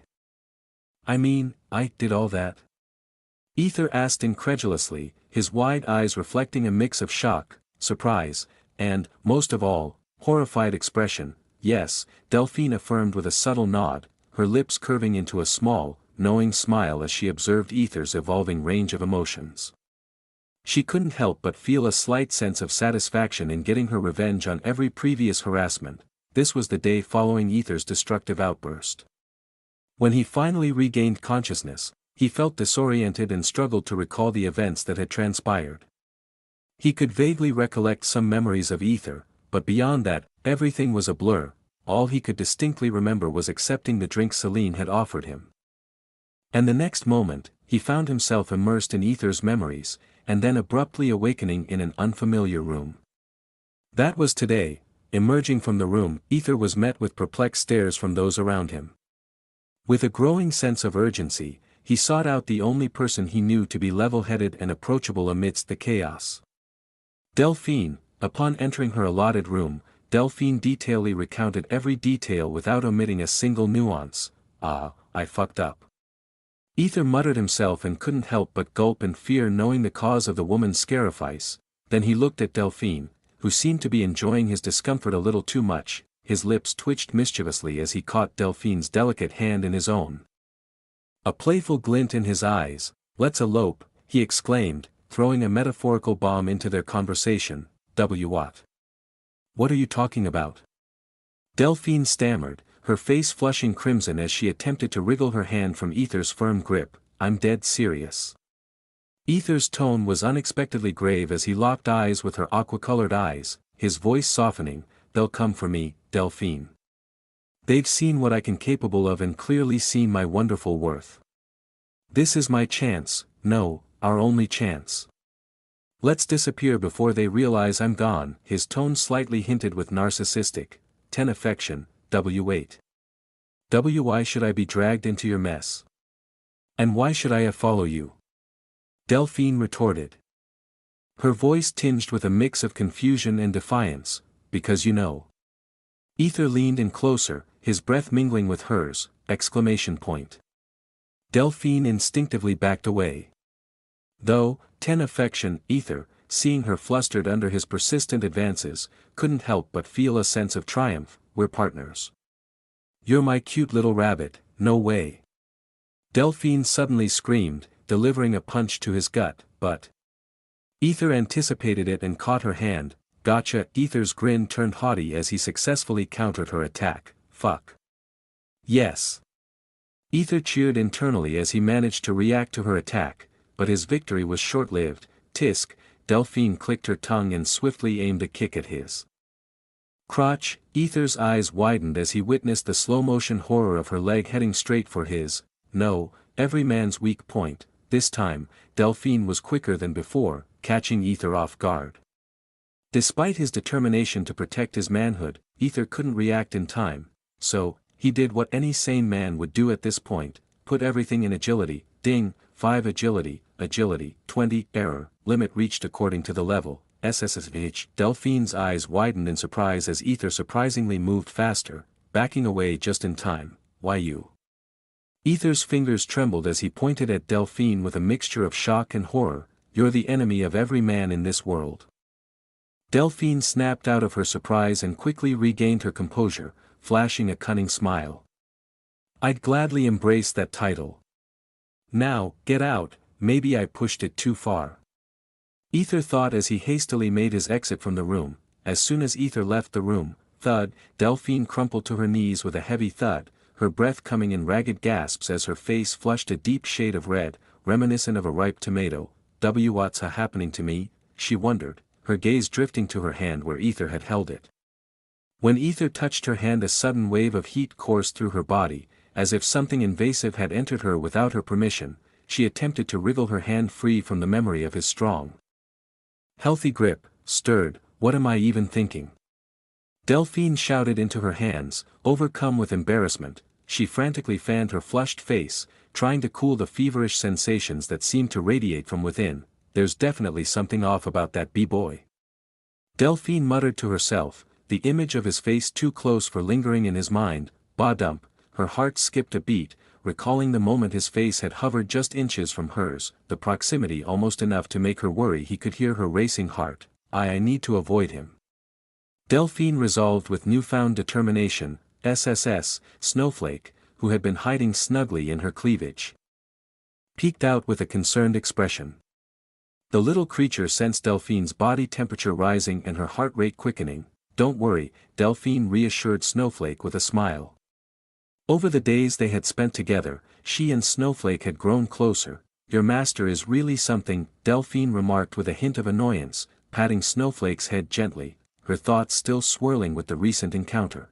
But before she could delve further into her musings, thud, Aether suddenly burst into the room, and said, You're still holding my snake, his words trailing off as his eyes widened in shock. Before he could finish, 2 ice spears were hurled towards him with deadly accuracy. Shit, thud, SLK, with lightning reflexes, Aether slammed the door shut just in time, the spears stabbing themselves into the door. What the fuck? Aether muttered, disbelief etched on his face as he leaned against the door, wiping sweat from his forehead. I really pissed her off. Aether mused, realizing the gravity of the situation. He decided it was best to avoid Delphine for the time being. As he made his way through the corridors, he couldn't help but notice the servants avoiding him, their fearful gazes darting away as he approached. Even Timmy's lackeys were on their knees, begging for forgiveness. Even though he was just walking past them, I must have traumatized them. Aether nodded to himself, though he didn't care as long as he was treated correctly. Finally, he encountered Velk, who was staring blankly at him. Aether braced himself for the inevitable confrontation, but to his surprise, did you rest well? Velk asked calmly. Aether blinked in confusion, just a sure thought, glancing over his shoulder to ensure there wasn't someone else behind him. I'm asking you, Aether, Velk reiterated, his voice steady. Yes, sir, Aether replied, somewhat taken aback by Velk's unexpected demeanor. Good.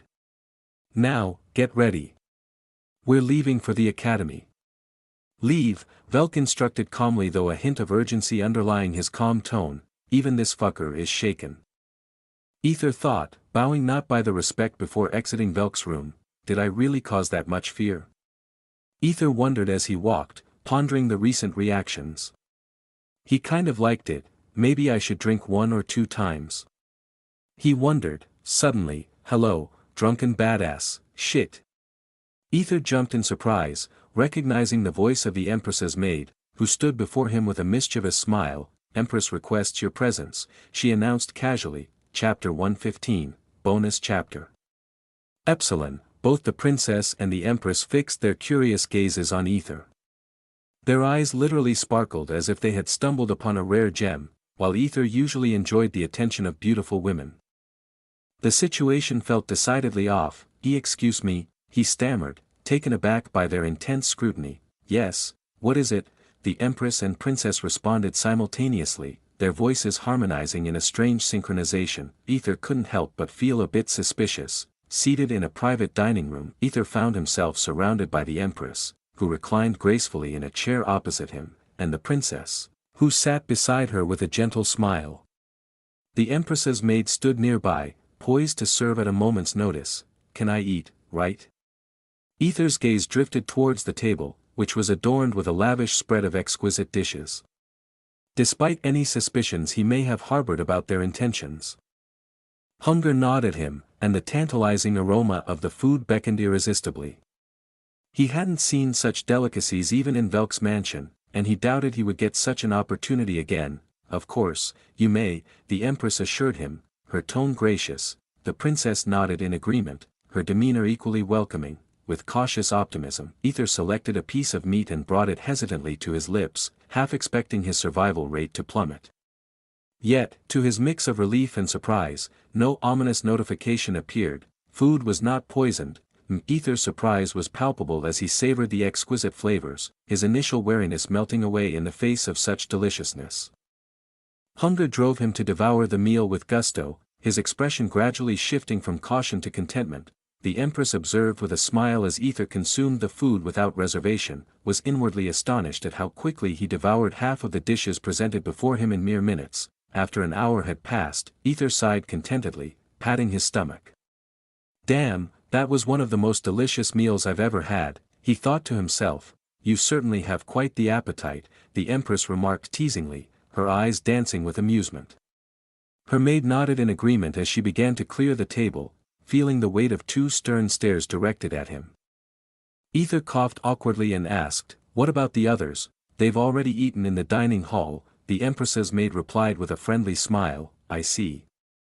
Aether nodded, waiting for further conversation. However, the intense gazes from the 3 women in the room made him feel as though he was being scrutinized like prey by predators. Why is she staring at me too? Aether frowned, noticing the Empress's maid also taking an interest in him. After what felt like an eternity of silence, the Empress finally spoke. You don't remember your past, do you? No, Aether confirmed. And you don't recall what happened last night either? The Empress continued. No. I don't. Aether admitted, scratching his head in confusion.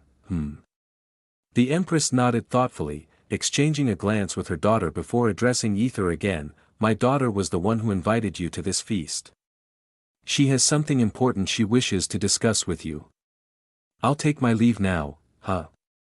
Aether was visibly taken aback, wondering why the Empress was suddenly acting distant. Is something the matter? The Empress asked, noticing Aether's shocked expression. And nothing, Aether replied, though his thoughts were racing with confusion as the Empress and her maid left the room. Something isn't right. Aether thought as he stared at the closed door. Once alone. The Princess spoke up, her eyes fixed on Aether. You've won my heart, huh? Aether snapped back to reality, frowning in confusion. Pardon, I said, you've won my heart, the Princess repeated. Aether's eyes flickered to his mission tab, confirming that the mission was still active. What is she talking about? Aether wondered, but then he recalled Delphine's story that he said inappropriate things not just to the Princess, but also to the Empress. I see now. Aether thought to himself, nodding with a polite smile. Thank you, Princess, for allowing this humble slave into your gracious heart. The Princess fell silent, sensing something wrong with Aether's words. But she chose to dismiss it for the moment. You know, I have not very fond and little patience for lowlifes, especially slaves who ignore their master's orders. Her tone carried a subtle edge as she stood from her chair and approached Aether, continuing as she stood before him. The Princess expressed, however, when you defy the very norms of our world. I find myself strangely drawn to you. A man who refuses to bound by the laws of this world. Her gaze locked onto Aether's blue eyes, searching for some understanding. Isn't that intriguing? She mused softly, reaching out to touch Aether's cheek. As Aether and the Princess stood in a moment of silence, Aether's mind raced with questions and uncertainties. Should I say something now or what? Aether pondered, feeling the weight of the situation. Breaking the silence, the Princess walked away from Aether, her steps carrying her towards the window, a man who cannot be restrained by the law, everyone would love to claim him for themselves, she mused aloud, her voice carrying a hint of admiration. Leaning lightly against the window frame, the princess let the gentle breeze to play with her silky hair. She tucked a stray strand behind her ear as she continued, I now understand why the archpriestess coveted you so much, going as far as offering her empire's arcane queen. Her gaze turned skyward, lost in contemplation, and finally those words that sticking on her throat. I want you to be mine, Aether. Her gaze met his with sincerity, a small smile playing on her lips. I know I have shortcomings, the princess confessed with a sigh, acknowledging her flaws. Sometimes I lose my temper over trivial matters, and I may have hidden agendas. But ultimately, I just want my mother to have a happy, normal life. Her voice carried a note of longing and determination. She sacrificed a lot in her childhood, her hands were stained by the blood of royalty, haunting her like a recurring nightmare. I want to free her from these burdens, to give her the peace she deserves. Even more that nightmares that yet to begin. Aether's frown deepened as he absorbed her words. Feeling a sense of foreboding creeping over him, nightmares.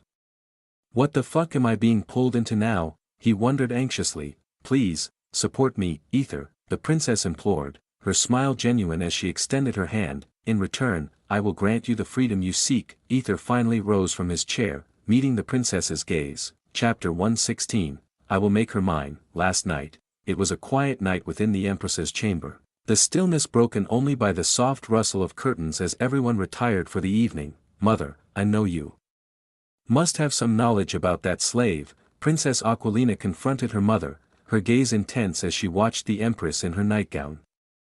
Leaning on the bed, Aha. The Empress let out a tired yawn before meeting her daughter's unwavering gaze. Can we perhaps discuss this at a more opportune time, my dear? Nope, we can't. Princess replied firmly, determination evident in her tone. Sigh. Empress sighed before looking at her daughter and said with a straight face, I don't know. Veins appeared on the princess's forehead as she exclaimed, Mother. Princess wasn't naive. When Aether caused a lot of problems, her mother didn't oppose him, as if implying he should do as he pleases. Allowing a slave to act without restraint in her territory was total nonsense if she knew something others didn't, and most of all, Aether's stranger powers. Fine, fine, the Empress chuckled before continuing, he is someone who was protected, no, perhaps favored. Yes, he is favored by the arcane. Princess's expression was one of shock. Really, Mother?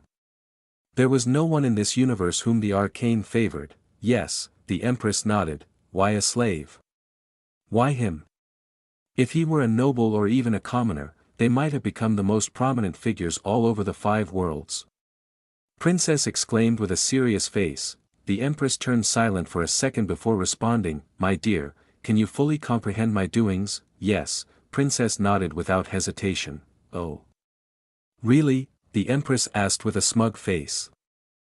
Well, maybe a little, Princess awkwardly admitted, eliciting a giggle from the Empress, who then said, Even though I am your mother, you cannot entirely grasp my intentions, just as we are mere parts of the arcane's play, the God who created us. We cannot fathom her methods. I see. Princess nodded in understanding and inquired, So, what kind of approach should I take to him under me? Why are you asking me? Empress asked back, Come on, Mother. You must have already planned, right? Please give your daughter a hint, Princess pleaded. A hint, Then tell me first, what are you planning to do with him? Empress inquired. Princess sighed, knowing her mother wouldn't relent until she shared her thoughts. Well, I initially thought of manipulating Kai and transferring ownership to me. But it seems that might take some time, and that idiot was totally Papa's boy. So, I considered using a carrot and stick strategy to gain control over Aether. If possible, I might even resort to coercion until he obeys me. That's a well thought out plan, Empress acknowledged, feeling a touch of pride that her daughter was strategizing effectively. However, she added, Yet, you risk losing his loyalty. Princess remained silent, knowing this was precisely why she sought her mother's advice. Sighing, the Empress continued, my daughter, please don't follow my path. Look at me, even though I have more powerful subordinates everywhere. They serve me out of fear, not loyalty. I just want you to remember when you face death, those who fear you would flee without a second thought. But loyalty, you cannot buy it even if you sacrifice an entire empire. So, think carefully before making a move on Aether, who was favored by the arcane. Princess slowly digested her mother's words and then asked for one last hint. Any hint? Empress sighed again and muttered, he is just an idiot who does what he wants, loves freedom, smiles when treated well, fears being used and discarded, and above all. Empress couldn't help but smile, he loves eyes, Princess frowned at her mother's smiling expression, which was quite rare. Sensing her daughter's confusion, Empress cleared her throat and said, that's all for now. Now go. She was visibly exhausted after the day's events, however, instead of leaving, Princess moved closer to the bed and nestled into her mother's embrace. Empress flinched at first, but then a smile spread across her face as she hugged her daughter and whispered, there are many things you need to learn, my dear. I am always beside you. Yes, Mom, Princess replied with a smile. They embraced each other before drifting off into dreams together. Present, Aether rose from his seat and approached the princess. He had heard every word she spoke until now. In truth, if any other slave or servant had been treated to such lavish foods and been graced by her heartfelt words alongside her mesmerizing face, they would undoubtedly have pledged their loyalty to her, even willing to lay down their lives, and Aether was no exception. Thud, Aether knelt before her, taking her hand in his, akin to a knight pledging his devotion to a princess in a fairy tale. I shall protect you with my life, my princess, he declared, pressing a kiss to the back of her hand. The princess smiled faintly. However, did Aether care for her pitiful act or whatever? No. Was his heart stirred by her beauty? No. Did her offer bring him happiness? Bitch, no way, he going to remain a slave unless he finishes his missions. Aether may not have been aware of the nightmares looming on the horizon waiting for him. Nor did he particularly care, for his life had been nothing short of a nightmare itself, but one thing was certain. He would survive. He was willing to face those nightmares again to live his existence without any regrets. This was his second chance, and he would do whatever was necessary to survive. Behind his gentle smile, there lurked a cunning smirk as he gazed upon the princess's serene face, so different from the day before. Did he truly concern himself with her facade? Not in the slightest. If you wish to use me, go ahead, but be prepared to be used in return.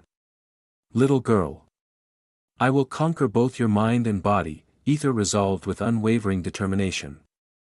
His pupils flickered with black before settling down to blue. The princess smiled, interpreting the resolve in his expression as evidence of her success. I suppose I've won his heart, she mused, content with the outcome of her plan. Though it was rooted in truth, she had spoken from the depths of her heart and the result was far better than if she lied about something. 10 affection, survival rate, 7.5%, I suppose that's what it takes to earn one's loyalty, she pondered, unaware of Aether's true intentions. I will make her yearn for me. I will dominate her thoughts. I will etch myself into her mind. Drive her sanity to the brink. Soon, I will claim her heart. This girl will soon be mine and mine. Wait. Aether was startled by his own inner dialogue. What the fuck? This is not me. Chapter 117, Truth behind his arcane card. In Aether's allocated room, /name, Aether, sex, male, race, level, 2, title, The Lost One, slave, eternal contract to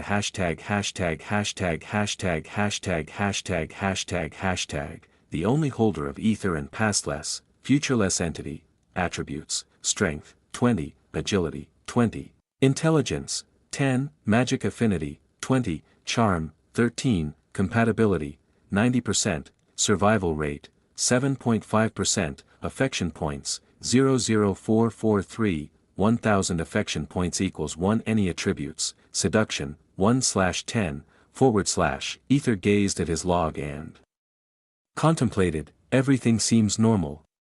He then shifted his attention to his mission tab, finding no anomalies there either. Then why did that thought cross my mind? Aether wondered. His mind had wandered into unfamiliar territory when he accepted the princess's proposal regarding his future plans to seduce her. His inner dialogue felt markedly different, almost as if a dormant part of him had awakened. Aether grew concerned about the possibility of being influenced by external forces. He closed his eyes, delving deep into introspection to unravel the source of these unusual thoughts. After a moment of deep contemplation, a realization struck him. Arcane card, Aether whispered, summoning forth the card as his sternum briefly shimmered before a transparent card materialized, hovering before him. He scrutinized the card intently, noticing a small corner etched in black on the transparent card. 6 drops. I've taken the lives of 6 people, Aether murmured to himself as his fingers brushed against the darkened corner. Ding! A soft chime echoed in his mind as the log materialized before him. Congratulations for summoning the arcane card. Ding! Arcane card. Unlike other arcane cards, yours is not exactly an arcane card. It is a ####### card, a modified version of the arcane card. This #####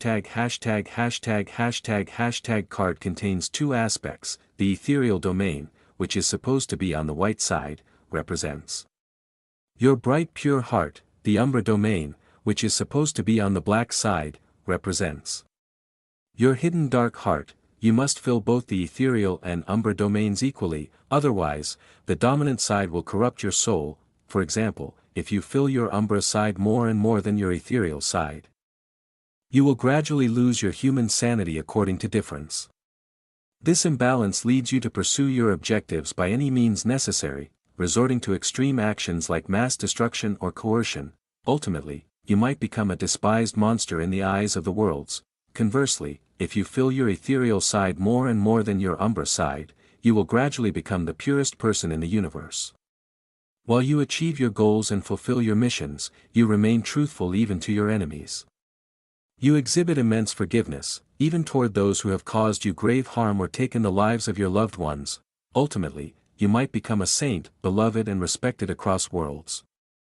Ding! Both the ethereal and umbra domains represent your true nature, unique to you alone.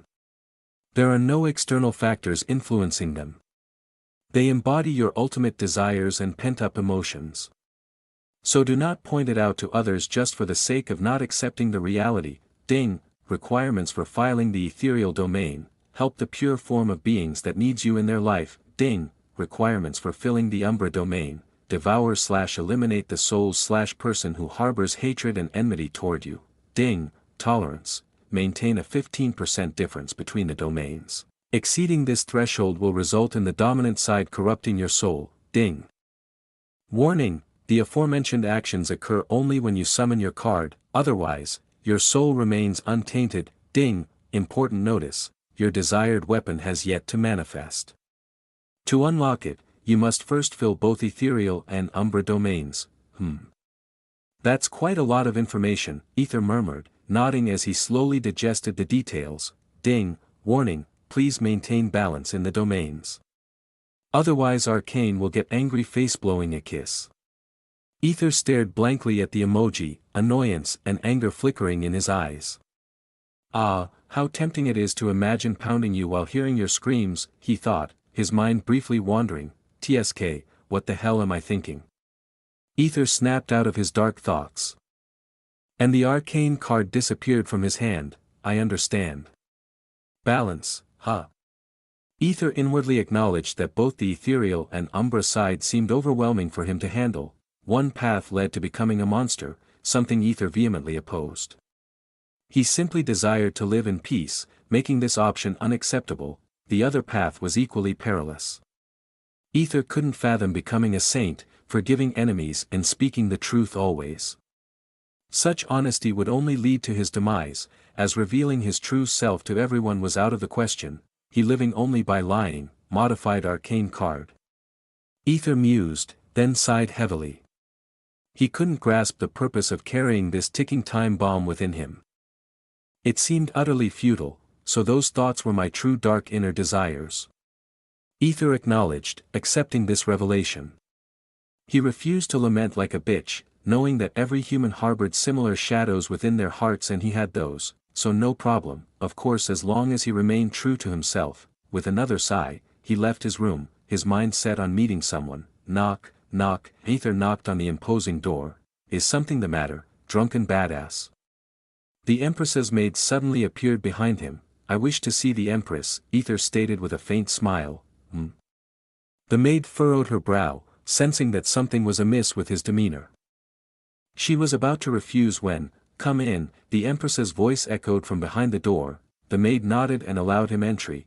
Ding, survival rate, 7.4%. Aether stepped into the room without hesitation or concern for his dwindling survival rate. The Empress's maid tilted her head in confusion, silently wondering, what's wrong with him? She was about to leave when a voice interrupted her thoughts. Why is he entering inside? The maid turned to see Kai, his expression furrowed in a frown. Her Majesty asked him to meet her. The maid replied with a professional smile, concealing the truth. Kai's fists clenched with frustration. He knew she was lying, he had overheard everything. Today, as soon Kai woke up from his deep slumber, he immediately decided to punish Aether for his unruly attitude and ignoring his commands. Yet, his father had intervened, inexplicably preventing Kai from taking action, as if gripped by fear. Realizing that Aether's actions may have caused his father to worry about the contract, Kai had intended to confront Aether before his father. However, despite his thorough search, Aether remained elusive. When Kai finally decided to inquire with the Empress, he stumbled upon Aether at her chamber door, receiving permission to enter. Something fishy is going on. Feeling a growing sense of unease, Kai knew he needed to uncover the truth. I wish to meet with the Empress, he declared firmly. The Empress's maid frowned, prepared to dismiss him, when, Kai, a gentle voice called him. I'm coming, Princess. Kai responded with a smile, recognizing the voice without needing to turn around. With a contented smile, he walked toward the princess. The Empress's maid watched Kai's retreating form with a peculiar expression before shaking her head and returning to her duties. Inside the Empress's chamber, this is the first time you are visiting me, Empress said with a teasing smile, sitting on the table as she sipped the tea she was drinking. Well, it seems someone trying to avoid me, Aether said with a straight face as he sat before her with a casual face. Empress had a mildly surprised face. Something is wrong, she thought. Chapter 118, An Art of Seduction begins. You're avoiding me, aren't you? Aether asked, his expression filled with judgment. Empress studied Aether's face for a moment, noting the annoyance etched there. She inwardly found his sudden accusation amusing and decided to play along, saying, what gives you that impression, TSK, did you think I wouldn't notice your beautiful eyes avoiding looking at mine? Aether voiced his dissatisfaction. Cough, cough. Empress sputtered as her tea took an unexpected route down the wrong pipe. Never in her life had she imagined hearing a complaint intertwined with a compliment. Just as she reached for a handkerchief, Aether's concern interrupted her. Are you okay? He stood before her, patting her head and using his sleeve cuff to wipe away the spilled tea from her lips. Empress momentarily froze, not because of Aether's touch, though that played a part, but most importantly because she hadn't sensed his approach until he touched her head. He's growing stronger at an alarming rate, Empress thought, observing Aether's shining blue eyes reflecting genuine concern. Aether tilted his head, noticing the Empress's once misty purple eyes now looking at him directly. A small warmth and happiness graced Aether's face as he remarked, now you're looking at me. Bah dump. Empress's eyes widened in surprise, her heart pounding loudly in her chest all of a sudden. She could literally hear the beating. Puff, what the? Aether was taken by surprise as he watched the Empress vanish before his very eyes. He scanned the room, bewildered, only to find her standing in the farthest corner. What in the world is she doing over there? Could it be that she's scared of me? Empress never reacted like this. Aether wondered, his smile tinged with genuine surprise. He was truly surprised to see her running away like a rabbit. Just as he was about to take a step forward to inquire, did you get drunk again? The Empress's stern and serious voice cut through the air. Her gaze fixed firmly on Aether. What are you talking about? Aether furrowed his brow, puzzled by the accusation of being drunk. Drunk? Of course not. In fact, the situation amused him, especially seeing the Empress's sudden change in demeanor. He wanted to tease her. "No, don't move." Empress commanded with a serious tone, her eyes reflecting a mix of concern and authority. "I just want to be true to myself instead of holding back and overthinking," but that seems to have caused quite a diverse reaction.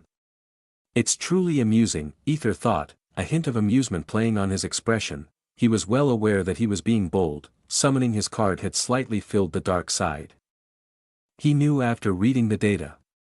He brought out his hidden desire, and that was, to make her blush. Of course, that desire was only temporary.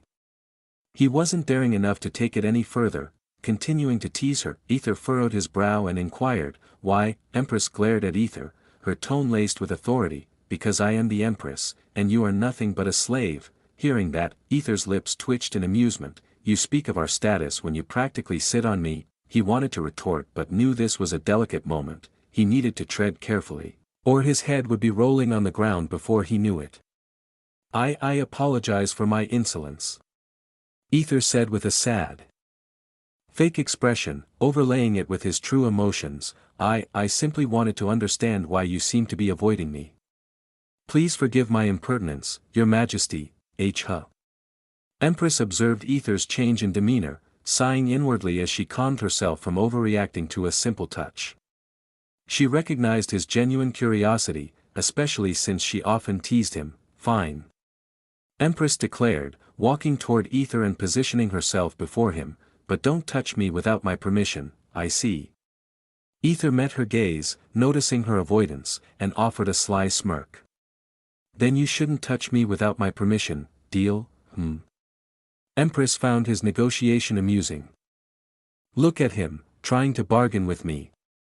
"Oh," she mused, replying, as the Empress, "I can do as I please," as she lightly touched his chest with her fingers, wearing a seductive smile. She anticipated Aether's reaction, expecting him to tremble like a rabbit caught in her net, just like before.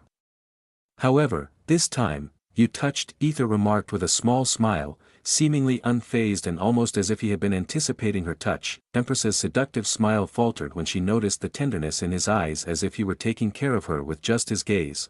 "Bah dump, fuck this. What is wrong with him?" She screamed inwardly, feeling a surge of frustration, and was about to push him away when Empress. Aether's face broke into a wide grin as he spoke gently. "You are blushing." Empress flinched instinctively, her heart skipping a beat. In a matter of seconds, she found herself standing before a mirror, scrutinizing her reflection. To her shock, she noticed a slight red hue on her cheeks. "Me?" She questioned herself, surprised by her own reaction, before glancing back at the boy who was grinning as if he had won something. "Tisk." Empress clicked her tongue in annoyance before swiftly returning to Aether and pushing him onto the bed, taking her seat atop him just like before. "Why, you should consider yourself lucky to see me blush, you little brat," Empress declared. Her grip tightening around his neck. Empress was well aware that Aether was weak against women's advances, especially given how he often avoided her like a plague. She had hoped to see him blush and tremble beneath her touch, expecting a certain reaction from him. "Yet, your eyes are even more beautiful when you're blushing," Aether remarked with a gentle and warm smile. The next moment, he found himself standing outside her room. "How did I end up here?" Aether wondered, slightly perplexed, but 100 affection, ding, survival rate, 6.4%, he shook his head thinking this was not the Empress he had in his mind. She truly acted like a little girl. He smiled to himself as he walked away. Feeling a sense of accomplishment, once Empress threw Aether out, she slammed her hand on the table in frustration, emitting a loud growling as she gritted her teeth. She couldn't believe her heart had been swayed by his sweet smile, as if he had awakened something inside her heart. "Damn that brat. He must be laughing at me." Empress's face turned even redder in shame, and then she shouted to herself, "Damn, heart.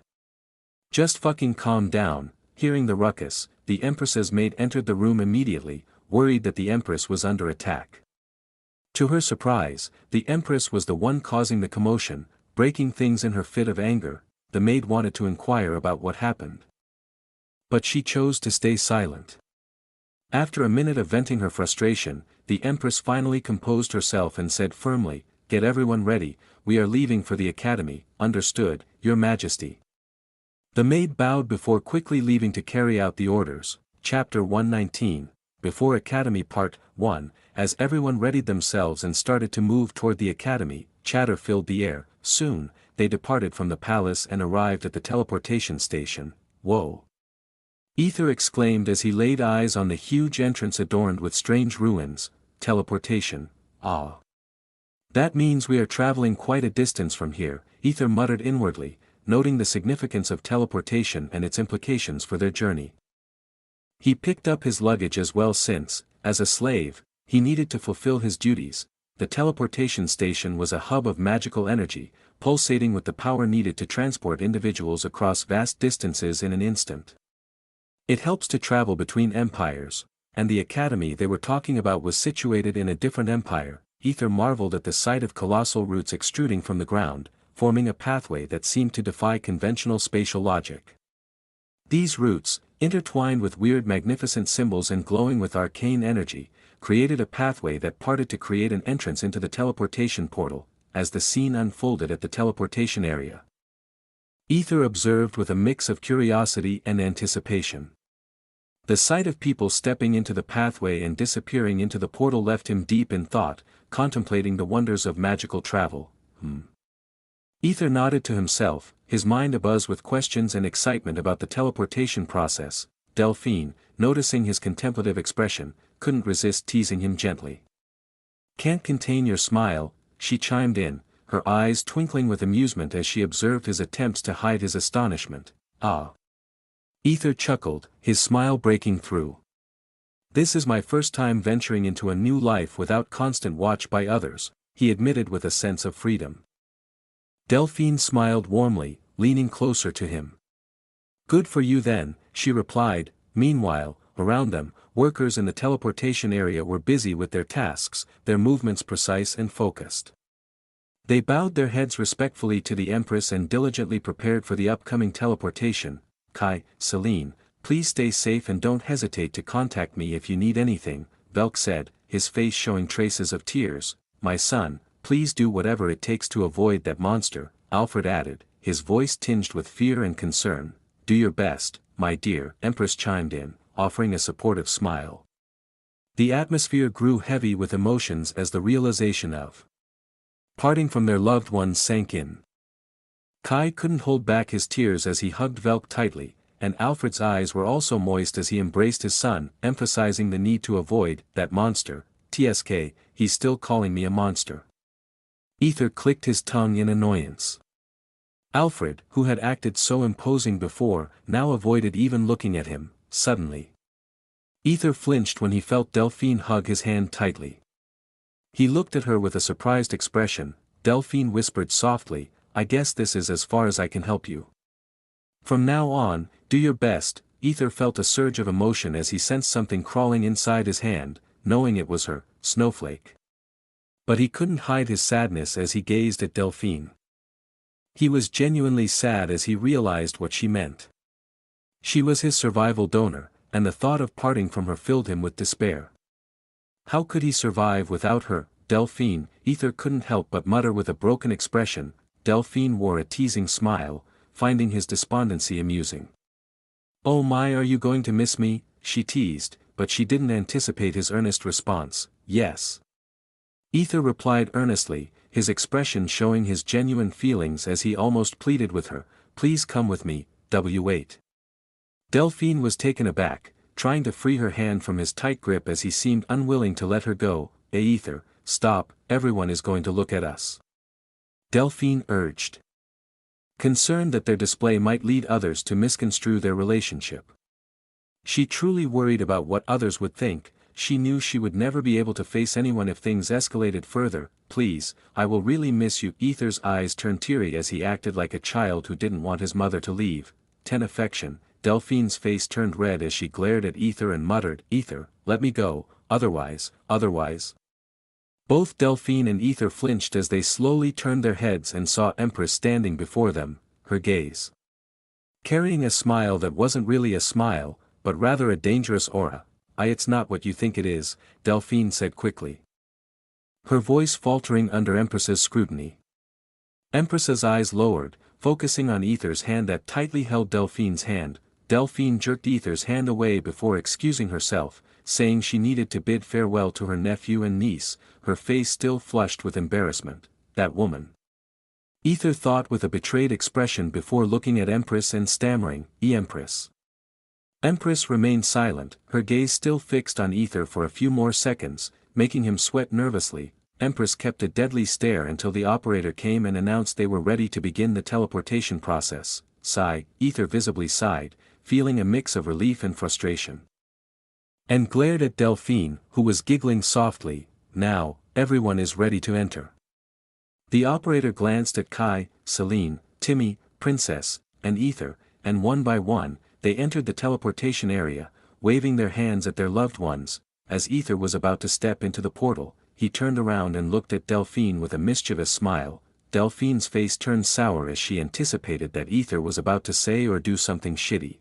With a parting weird laugh, Aether said, "I am truly grateful that Ms. Delphine took care of my snake in her bosom." "Thank you, Ms. Delphine." He entered the pathway, leaving everyone stunned, especially Velk, whose mouth hung wide open in shock. His expression was so incredulous that it seemed like a mosquito might have flown into his mouth and come out of his ears.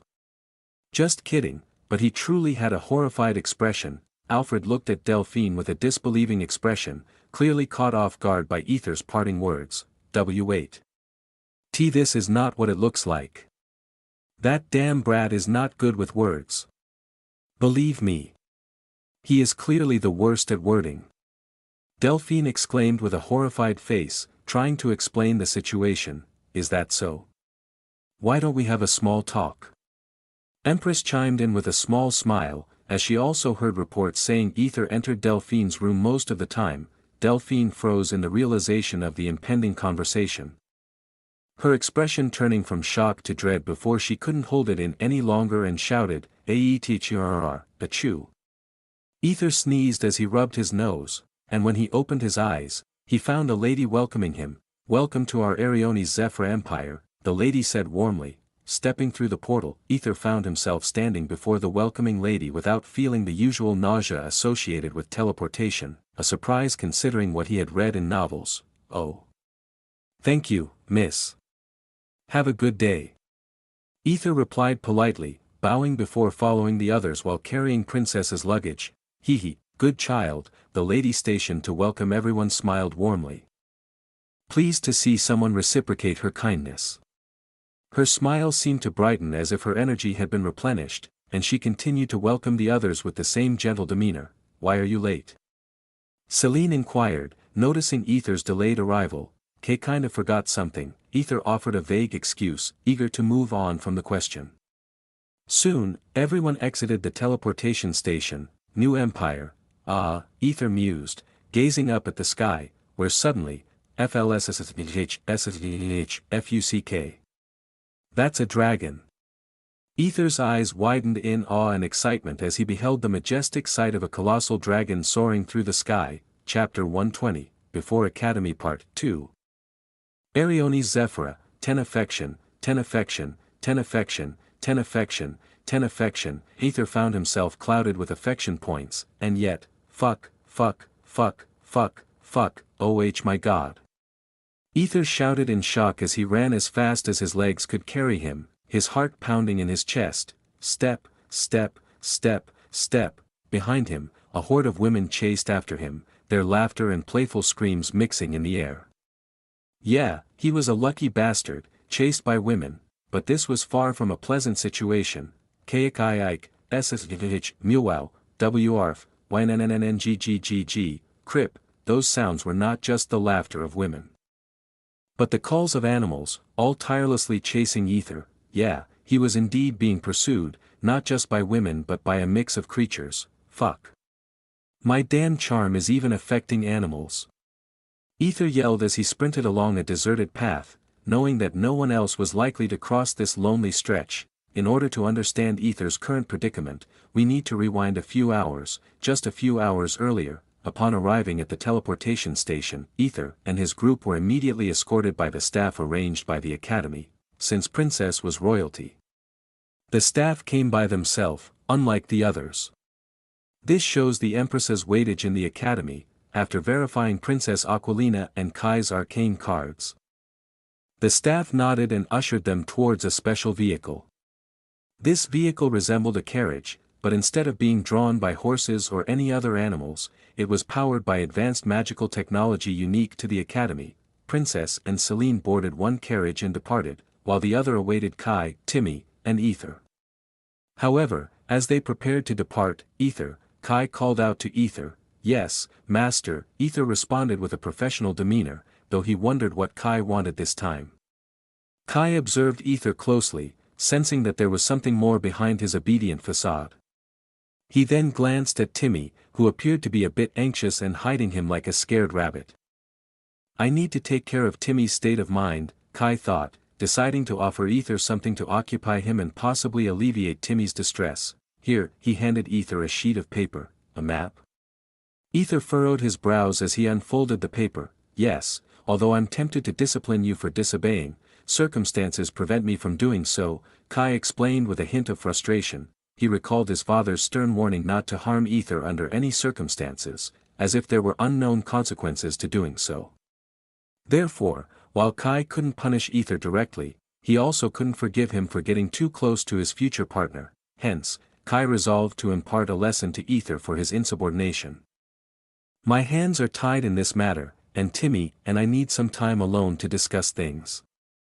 So, I'm instructing you to follow this map and make your own way to the Academy," Kai said, a smirk playing on his lips. Aether's expression turned serious. Instead of pleading, he questioned, "But won't I be a stray slave if I'm separated from you?" "Don't concern yourself with that," Kai replied smugly, noting Aether's obvious reluctance to part from them. Kai placed a hand on Aether's shoulder and continued, "I hereby allow you to move freely." Aether's slave mark, hidden behind his neck, glimmered briefly before fading back into its usual state. What the? Aether thought, surprised by the sudden turn of events. "With this, you are free to move anywhere you want, and I will inform the guards to let you enter the city," Kai stated. Aether's eyes lit up with the prospect of freedom. "Fuck. I'm going to run away, hee." His inner excitement was abruptly interrupted by Kai's next words. "You can stay separated from me as far as possible for the next 24 hours, but after that time, even a momentary separation will cause your slave mark to shine brighter than when you left us before. Others might interpret that as an invitation to eliminate you. So, it's better to run now, otherwise, you'll be late," Kai warned before boarding the vehicle. Timmy followed Kai, not sparing a glance at Aether.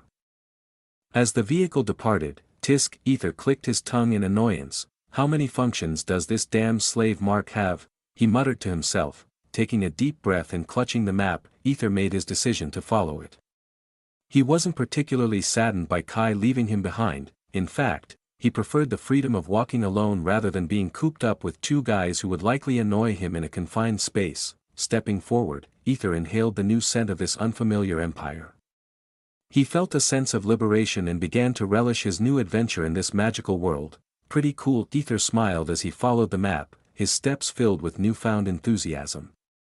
"Although it might take a while judging by the distance. I'm okay with that."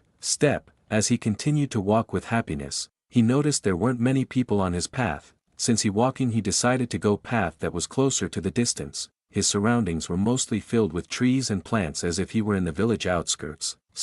Arione's Zephyr Empire. Aether mumbled to himself. He realized he needed to learn a lot about this new place, especially its geography and other essential information. If it was the Academy, I might learn many things, he thought. Damn, I literally know nothing about my new world, Aether chuckled to himself. Finding the situation somewhat amusing, Aether's lips twitched, and he glanced back. "Come on, how long are you going to follow me?" he asked, noticing a deer walking behind him. More like following for more than a minute, the deer simply stared back, unfazed. Aether shrugged and continued walking. After a few minutes of walking, Aether heard more footsteps. Frowning, he turned around and was surprised to see a variety of animals. Birds, deer, cats, cows, Increasing his pace, Aether couldn't shake off the feeling of being followed. step, Aether stopped abruptly and looked back, surprised. Oh, fuck, a growing horde of animals was now following him. Their curious gazes fixed on him. Aether felt a chill run down his spine as he realized the number of animals was increasing with each passing moment. Without hesitation, he broke into a run, hoping to leave the bewildering scene behind. However, no matter how far he ran, the animals kept multiplying, turning what started as a curious encounter into a bizarre chase through the outskirts of the Empire. Fuck. I don't even have a flute. Aether shouted in frustration, back to the present, I need to do something. Aether thought, considering using his magic to blast the road. However, he quickly dismissed the idea. He wasn't willing to harm innocent animals, even in such a strange situation. He wasn't that much bad guy, you know, kick, CRHIPPP, yeah, let's blast it. Aether said as he sealed their fate, however, hiss. Equals, he is mine, echoed a powerful voice, startling Aether and the animals. Snowflake, his enormous white snake companion, emerged from his pocket and expanded to its full size, towering over the surroundings. The animals, terrified by the sudden appearance of the massive snake, began to tremble in fear. SSKKKK, the animals' eyes widened in horror as Snowflake fixed its gaze on them with deadly intent. Without a word, they instinctively fled from the intimidating presence. Sigh, you could have done that earlier. You know, Aether remarked, looking at Snowflake skeptically. SSS, 1000 affection. Snowflake affectionately licked Aether's face with its split tongue. Ah. Aether chuckled, feeling the warmth of Snowflake's affection. He was content that Snowflake had handled the situation, sparing him from any further trouble. Grateful for Snowflake's protection, if not he might have turned into a village boy he read in certain books. Just as he was about to resume his peaceful walk, a sudden explosion interrupted the tranquility. Boom. Chapter 121, Before Academy Part 3. A few hours earlier, before Aether found himself chased by animals, in a quaint wooden cart pulled by a sturdy chestnut horse, a blue-haired boy turned his attention to the mysterious black-dressed girl. So, madam, where are you from? He inquired. The woman remained silent, her expression unreadable. The other passengers seated around them couldn't help but chuckle at the boy's unsuccessful attempt to engage the mysterious woman. The blue-haired boy then turned his attention to the other occupants of the cart, consisting of 3 middle-aged men and 2 women, one of whom held a child in her arms, their expressions amused yet sympathetic. Allow me to introduce myself, I am Leon, he announced with a hint of confidence, stealing a quick glance at the black-clad figure who remained fixated on the path ahead. As Leon's attempt at conversation faltered once more, the others concealed their amusement, offering their own introductions in turn. After that, so, where are you heading? Inquired one of the middle-aged men, his tone polite yet inquisitive. With a prideful gleam in his eyes, Leon replied, I am headed for the Academy, OH. So you are a student of Sovereign Arcanum Academy? The woman asked with sparkling eyes while holding her child in her arms. Yes, Leon nodded eagerly, stealing another glance at the stoic black-dressed girl beside him. You must possess considerable skill to face their rigorous admission trials, remarked one of the men, his admiration evident in his voice. With a hint of frustration, another man chimed in, their tests can be quite absurd.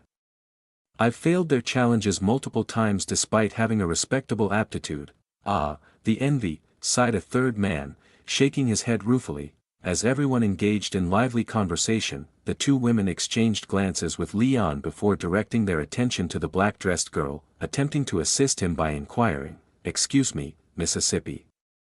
If you don't mind, could you share with us where you are headed? However, the girl remained silent. The atmosphere in the cart suddenly grew awkward, prompting one of the middle-aged men to change the topic. WL. Have you heard about the arcane kings and queens who are set to enter the academy soon? He interjected. Why yes, the arcane kings and queens from the 5 empires, right? Others chimed in, shifting the conversation's focus. Indeed, each empire has an arcane king and queen, so that's 5 arcane kings and 5 arcane queens, correct? What makes them so special? I've only heard rumors about their power and their unique arcane cards. and most of the details about them are kept secret from us locals, remarked another middle-aged man, his tone a blend of curiosity and skepticism. Yes, it's likely because something significant is about to occur. Everyone concurred, their expressions reflecting curiosity and intrigue. Leon observed their discussion silently until, help. Suddenly, a cry rang out from the road ahead. The cart driver swiftly turned his attention to a bald man who was bleeding profusely from his hand and immediately halted the cart. Are you all right? The driver hurriedly jumped down from the cart, ready to offer aid when, don't. The black-dressed girl interjected, her voice calm yet tinged with indifference. Everyone present flinched at her sudden speech, their attention now fully on her. Before they could react, they found themselves surrounded by a group of armed individuals, bandits. Leon's expression darkened as he stepped out of the cart. Instructing the others to remain inside, hand over all your valuables, and we'll let you go unharmed, the bald man demanded with a sinister smile, wiping the fake blood. Everyone's expressions turned grim as the tense situation escalated. The three middle-aged men covered the two women while the black-dressed girl looked at everything with a curious expression. I will give you everything, please, spare my life, the driver pleaded, sinking to his knees in desperation. Thursday, the bald man spat disdainfully, his arrogance evident in his demeanor. I will spare you if you comply. Oi, are you serious? Leon's voice cut through the tense air as he locked eyes with the bald man. Looks like we've got ourselves a rebellious one, the bald man sneered, gesturing to his companion to deal with Leon. Sigh, this is why I can't stand people who push their luck. Leon muttered under his breath, frustration evident in his tone. With a swift movement, he snapped his fingers. Boom, the clash erupted into a fierce fight as both sides engaged in a battle. Now, in the present, upon hearing a deafening blast echoing in the distance, Aether swiftly called Snowflake and discreetly tucked her into his pocket before hastening towards the origin of the sound. Arriving at the scene, Aether took cover behind a bush. His curiosity piqued as he surveyed the unfolding events. Why you think you can escape from us? A bald man's voice trembled with fury as he brandished dual swords, casting a wary glance at his fallen comrades reduced to mere shreds like diced chicken, before fixing his gaze upon the woman who was the cause of this chaos. Silently, the girl in the dark black suit met the man's gaze, effortlessly twirling her curved sword in her hand before swiftly striking. Slick, in a fraction of a second, the man found himself transformed into a pile of neatly sliced pieces. What in the fuck? Aether mumbled inwardly, his eyes widening in shock and curiosity as he observed the woman's remarkable prowess. The woman, appearing to be in her mid-20s, was dressed in a deep black formal suit complete with a stylish black jacket and a delicate necklace adorning her neck. Her long dark red hair cascaded down her back like a dark red sea, complementing the deep red hue of her lips that would etch anyone if touched it, as if she had carefully applied lipstick. Her eyes remained hidden behind sleek black sunglasses, adding an air of mystery to her persona. Gripped firmly in her hand was a beautifully crafted curved reddish-black sword, its gleaming blade reflecting the sunlight in an almost ethereal manner. Thank you, miss, thank you so much for your help, miss, if it weren't for you, we would have surely perished. We are eternally grateful to you. Miss, why you possess such incredible strength. A group of people suddenly burst into expressions of heartfelt gratitude, their faces beaming with relief and admiration as if they had been rescued by a true savior. However, the girl remained aloof, her attention solely focused on the aftermath of her swift and decisive actions. Boom, Aether's eyes turned toward the source of the explosive sound. His senses heightened as he assessed the unfolding situation. A young man, who appeared to be on the cusp of his teenage years, stood amidst the chaos. His striking blue hair flowed like waves of the ocean, complementing his sky-blue eyes that held an intensity that belied his youthful appearance. He was dressed in a pristine white suit, with a stylish coat draped over it, revealing a meticulously patterned shirt underneath. In his arms, the young man held an unconscious person, their limp form a stark contrast to his own composed demeanor as he dragged them towards the gathering crowd. Oi, miss, you could at least acknowledge them, Leon interjected, breaking the tense silence that hung in the air. However, the woman remained stoic, her attention unwavering. What do we do with him? Leon turned to the group, his gaze shifting to the captive person. "Let's hand him over to the officials," suggested one of the group members, a consensus forming among them. "It's almost like something out of a novel." Aether remarked with an amused tone, his mind briefly wandering into the realm of storytelling. In a novel, he imagined, this young man would likely be the main character, MC, while the enigmatic woman would assume the role of the female main character, FMC. In this setting, where bandits cornered a group of travelers, the typical narrative seemed to unfold, the heroic MC swooping in to save the day, the mysterious FMC taking an interest in him after seeing his skills, and slowly they fell in love with lots of ups and downs. However, doubts crept into Aether's mind. Something is wrong though. I mean, this route might not have many people passing by, but judging by the bandits' well-established presence, it appears they've been operating for a long time without interference or detection. It seems odd that no one has reported them or that they've managed to eliminate any witnesses. Aether mused. The thought of aiding the group crossed his mind, a potential boost for the ethereal side of his arcane abilities, but, who cares? I will have other chances. Aether dismissed the notion, rationalizing his decision to refrain from interference. With everyone seemingly safe, he turned to leave, but, looks like I missed one. Boom, Chapter 122, Before Academy Part 4, looks like I missed a single one, Leon mumbled to himself as he snapped his fingers, his brow furrowing in mild frustration. Aether's eyes widened immediately, reflecting a mix of surprise and apprehension, as he witnessed an air bubble materialize right before his very face. In the blink of an eye, the bubble burst with a resounding, boom. Leon's expression shifted to one of surprise as he watched Aether swiftly back off and dodge the explosive attack. Looks like we have a tough opponent. Leon exclaimed with a smile, cracking his fingers in anticipation. W8. Aether raised his hand hastily, speaking hurriedly, I'm not one of them. I was just walking along the path and saw the explosion, so I came here to see if anybody needed help. Leon frowned, skeptical. Then why don't you remove that ugly head cover of yours? I can't, Aether replied reluctantly. Indeed, Aether was currently wearing a makeshift head cover fashioned from his old clothes. A perfect mask akin to those worn by thieves and criminals. It wasn't that he didn't want to reveal his face, rather, it was a precaution to avoid unnecessary trouble in his already fucked up life. Oh. I see, then I'll remove it along with your head, Leon said with a serious expression, once again snapping his fingers. Numerous air bubbles swirled around Aether, each bursting in rapid succession like a festive cascade of fireworks. Boom, boom, boom, boom, as the explosions echoed through the air, Aether moved with agile grace, sidestepping each detonation with the precision of a seasoned dancer. It's fun la la la la, Aether thought, a grin tugging at his lips as he effortlessly evaded the cascading bubbles. Leon's surprise was mirrored by the others, their faces registering a mix of disbelief and admiration as they watched Aether deftly sidestep each explosive bubble, moving with the fluidity of a seasoned performer. Amidst the tension, a child in the arms of a woman nearby giggled with delight at Aether's unexpected agility. Ha ha ha, hee hee, the child chuckled gleefully, finding entertainment in Aether's unexpected acrobatics. The black-dressed girl furrowed her brows as she looked at Aether, while everyone else was engrossed in watching Aether's dance. And no, everyone is dead. The cart driver screamed inwardly, his voice drowned out by the tumultuous waves of panic crashing against the shores of his mind. His face turned a sickly shade of pale, his eyes darting frantically between the gruesome remnants of his fallen comrades. Indeed, the cart driver was part of this bandit group. They had been executing this scheme for quite some time, enticing unsuspecting visitors to their empire with promises of a comfortable ride in their cart.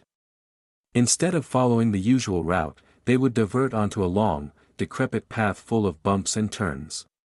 In the midst of this journey, cart divers' comrades would pounce on their victims, robbing them of their possessions and ultimately kill them. Their targets were typically those perceived as weak and lowly, avoiding entanglements with high-ranking individuals. However, circumstances had taken a drastic turn. The cart driver looked at his remaining comrade, knowing that once his friend started to blurt out everything, the officials would come for him, ready to exact their punishment. Feeling the urgent need to escape, he scanned the others who were engrossed in watching Aether's performance. hee hee. Hearing that child's giggle, the cart driver's gaze shifted to the child in the woman's arms. A sly smile crept across his features as a chilling plan formed in his mind. No. The woman's cry of anguish filled the air as she watched her child being forcefully pulled away from her protective embrace. Don't move. The cart driver's voice boomed, commanding attention as everyone's focus shifted to the unfolding confrontation. What are you doing? Let go of my son. The woman's voice cracked with desperation and fear. So you are with them? Leon's voice held a note of accusation, his frown deepening as he assessed the situation. Hee hee. Let me go. The cart driver's grip on the child's neck tightened, his fingers digging into the delicate skin as he issued his menacing threat. No. The woman's scream echoed, a heartbreaking plea for mercy and salvation. The crowd instinctively took a step back, creating a wary circle around the escalating conflict.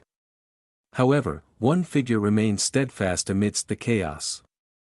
The black-dressed girl. Don't move, miss. Leon's command was met with defiance as the girl stepped forward, her glasses locked onto the cart driver. Do you think I won't kill this child? The cart driver's words quivered with a mixture of bravado and uncertainty as he contemplated the grim reality of his actions. The memories of his friends, now reduced to mere pieces, flashed before his eyes, fueling his resolve to carry out the unthinkable. Yet, despite his threat, the girl stood her ground and moved forward. What the hell are you doing? Leon shouted at the girl, his voice tinged with anger, as he moved to grab her hand to intervene. I guess that clears up my doubt, Aether remarked calmly before swiftly kicking Carter's head in a fraction of a second. Slam, with lightning speed, Aether caught the child in his arms, cradling the little one gently. Everyone present blinked in astonishment, stunned by the sudden turn of events. Hey, cutie, Aether cooed as he gently pinched the child's cheek before returning him to his mother's embrace. Thank you, sir, I am really grateful. Sob, the mother's voice trembled with emotion as she hugged her child tightly, tears streaming down her cheeks. Who are you? Her eyes held a mix of curiosity and gratitude as she looked at Aether, wanting to know the man who had just saved her son. I am just nobody. Aether's voice trailed off as he turned away, walking slowly with an air of mystery, his movements reminiscent of a mysterious hero making a cool exit. If not for the weird head cover, he might have looked even cooler. However, before he could disappear into the shadows with a mysterious exit, SHLCCKKK, shit. Aether swiftly dodged the attack, narrowly avoiding having his mask cut off, and turned to face his assailant. I told you I am not one of them. Aether's voice held a hint of frustration as he addressed the black-dressed girl. Trying to reason with her, yet, undeterred, SHLLCCK, once again, the girl swung her sword with incredible speed, this time almost slicing Aether's attire. Oh no. I cannot engage her head-on. Aether quickly assessed the situation, realizing that her agility far surpassed his own. Despite retreating to create distance between them, Aether managed to land a small scratch on her cheek, a testament to his agility and strength. The girl, surprised by the unexpected turn, touched the cut on her cheek, her expression momentarily shifting as she rubbed her own blood, her lips curling in amusement. She poised herself for another attack but, yes, police officer. Catch them. Aether's voice rang out, drawing the attention of the onlookers. Police. Confusion swept through the crowd as they turned to look, only to find nothing but an empty space. Then they looked back again at Aether, only to find, again nothing but an empty space. The black-dressed girl stared at the empty space. Ha ha ha ha! Laughter erupted from the crowd as they realized they had fallen for Aether's simple ruse. Who is he? Leon pondered briefly before taking charge, securing the unconscious captives before resuming their journey, coming to Aether's side, who had already taken a different route than theirs. I guess saving the child didn't fill the ethereal domain. Aether muttered, his brow furrowing in contemplation. What else could it be? His mind raced through various possibilities as he pondered the situation. The sky started to dim gradually, and without any further problems, Aether continued on his path. Soon, he caught sight of a line of people attempting to enter the city. As they entered, Aether observed people touching a crystal and saying log in. I see, they are registering, Aether concluded to himself and followed suit, just like the others.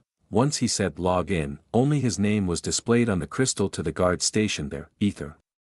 The guard stationed at the city entrance frowned as he recognized Aether. Yes, Aether answered. The soldier nodded. He was about to ask the purpose of Aether's visit, similar to officers in airports, but since Kai had already informed the guard, he simply said, "You can enter," stepping aside to let Aether pass. Inside the city, Aether consulted the map and found the specific building marked by Kai. Following the directions, he arrived at a grand hotel. "You arrived faster than expected," Princess Aquilina remarked as she stood at the entrance. Aether was surprised to see her waiting and couldn't help but ask, "Do you need something?" "No, I am just worried about you," Princess Aquilina replied with a smile. "Yeah. Like hell, I believe that little girl," Aether thought cynically. With a sly smile, he knelt down, took her hand, and said, "I am also worried to death about you." Princess Aquilina playfully kissing her backhand. Onlookers nearby couldn't help but murmur at the unexpected display of affection. Aye, is that so?" Princess Aquilina immediately jerked her hand away, her cheeks flushing slightly not from Aether's kiss but from onlookers who were giggling.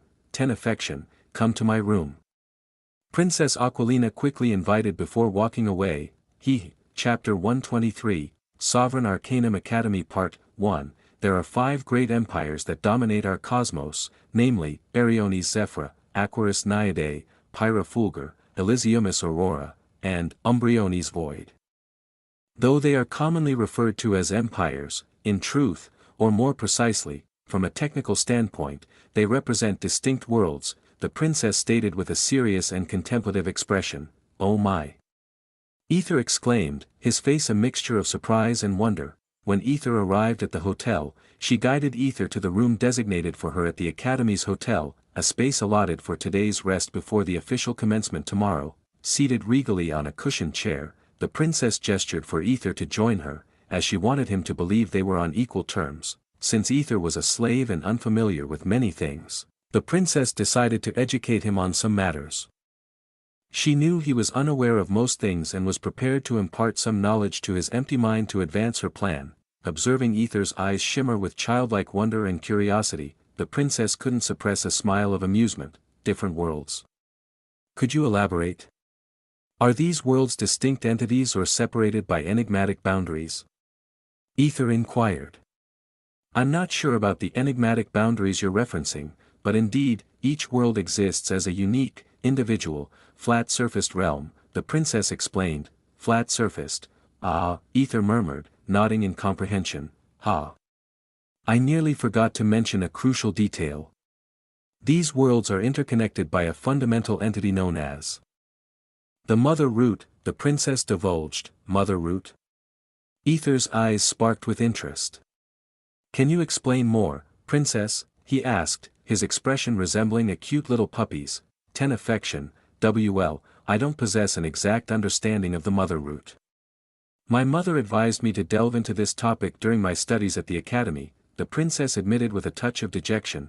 "Tisk, did you just click your tongue?"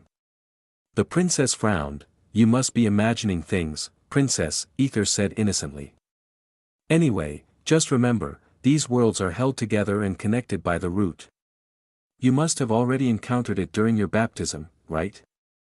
"Kind of." Sigh. "Then you must have seen it at the teleportation station, correct?" "Yes, those were the same roots that extend to other empires, but they were much bigger than what you saw, and each world is held together by these roots," the princess explained with a serious expression. "We are diverting from the real topic." The princess cleared her throat and continued, "Let's discuss the chosen people, also known as arcane kings and queens. Every millennium, the arcane choose and bless 10 individuals, 2 from each empire, 1 male and 1 female, with no racial or age restrictions. These chosen ones must attend the academy to determine the arcane sovereign among them. That's why we, the arcane kings and queens, need to attend the academy known as the Sovereign Arcanum Academy, simply called SA Academy or SAA. The princess's expression turned solemn. Aether's expression turned thoughtful as he asked, "How do they determine the sovereign, and why is a sovereign needed? Why the academy in this empire, and most of all, why does Arcane choose only 10 people, for what reason? He sensed there were many unanswered questions in her story. You're asking a lot of questions, you know, the princess said with a dissatisfied expression. She had only outlined the basics and wasn't permitted to reveal more details to anyone. Pretty please. Aether's eyes sparkled like those of a curious child but inwardly. Aether vomiting himself for his pathetic act, 10 affection, sigh, I can't. And I'm not allowed to tell, the princess said firmly. Tisk, why you really clicked your tongue again? The princess frowned and pointed at him accusingly. You must be imagining things again, princess, Aether said with an innocent expression. The princess blankly stared at Aether's face before speaking, but I can tell you one thing. This academy is not as simple as you think, it holds a lot of secrets and lots of unknown powers, and also it is not stationary, it can move between empires. You mean? Aether's mind quickly pieced it together. Yes, the last arcane sovereign belonged to Arione's Zephyr Empire, the princess stated seriously. Adding, if you hold the title of sovereign, then the entire SAA belongs to you until the next chosen ones arrive. So, that means, if I become a sovereign, the SAA will remain in our empire for the next 1,000 years. Still not fully grasping the implications, Aether's questioning gaze prompted further explanation. I'm sorry, I suppose you haven't seen the academy. One thing I can say is, that once I become the sovereign, the entire 5 worlds will be under me. Even the rulers of the empires should bow before the sovereign, the princess revealed, though it was only a partial truth, as she wasn't allowed to disclose the full extent of the nightmare that was going to come. Oh. You certainly have great ambition. Aether nodded, understanding that everyone seeks power and influence. He asked, so, princess, do you want me to support you discreetly? Yes, something like that, but... The princess nodded as she began to outline her plan. I don't like bloodshed, you know. I truly wish to resolve everything through simple talks, you. Aether's expression turned horrified. Who is this girl?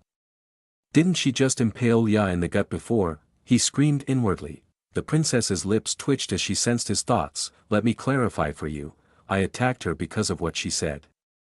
I don't think it was an irrational decision. Anyone would be angry if someone said, I will be his first if I win. On their engagement day, the princess mimicked Lia's haughty tone, her eyes flashing with remembered indignation. I suppose Lia was wrong at that time, Aether said, understanding the situation better. As much as he wanted to support Lia, it was clear she had made a mistake, and it was all because of him. SLCCKK, a pang of guilt pierced Aether's heart. I did try to help her, right? I hope she is doing well, Aether reasoned with himself to ease his guilt and then asked, so, how do we plan to resolve this through talk you're talking about? Princess sensed that Aether was slowly starting to become familiar with her, though in another case he might have faced consequences for his disrespect. However, since Aether was her only ally, she shrugged off the thought. Princess's face suddenly turned cunning, by stealing the arcane queens. Pardon? Aether blinked in confusion. Princess's expression grew even more cunning as she continued, Aether, I want you to seduce every arcane queen.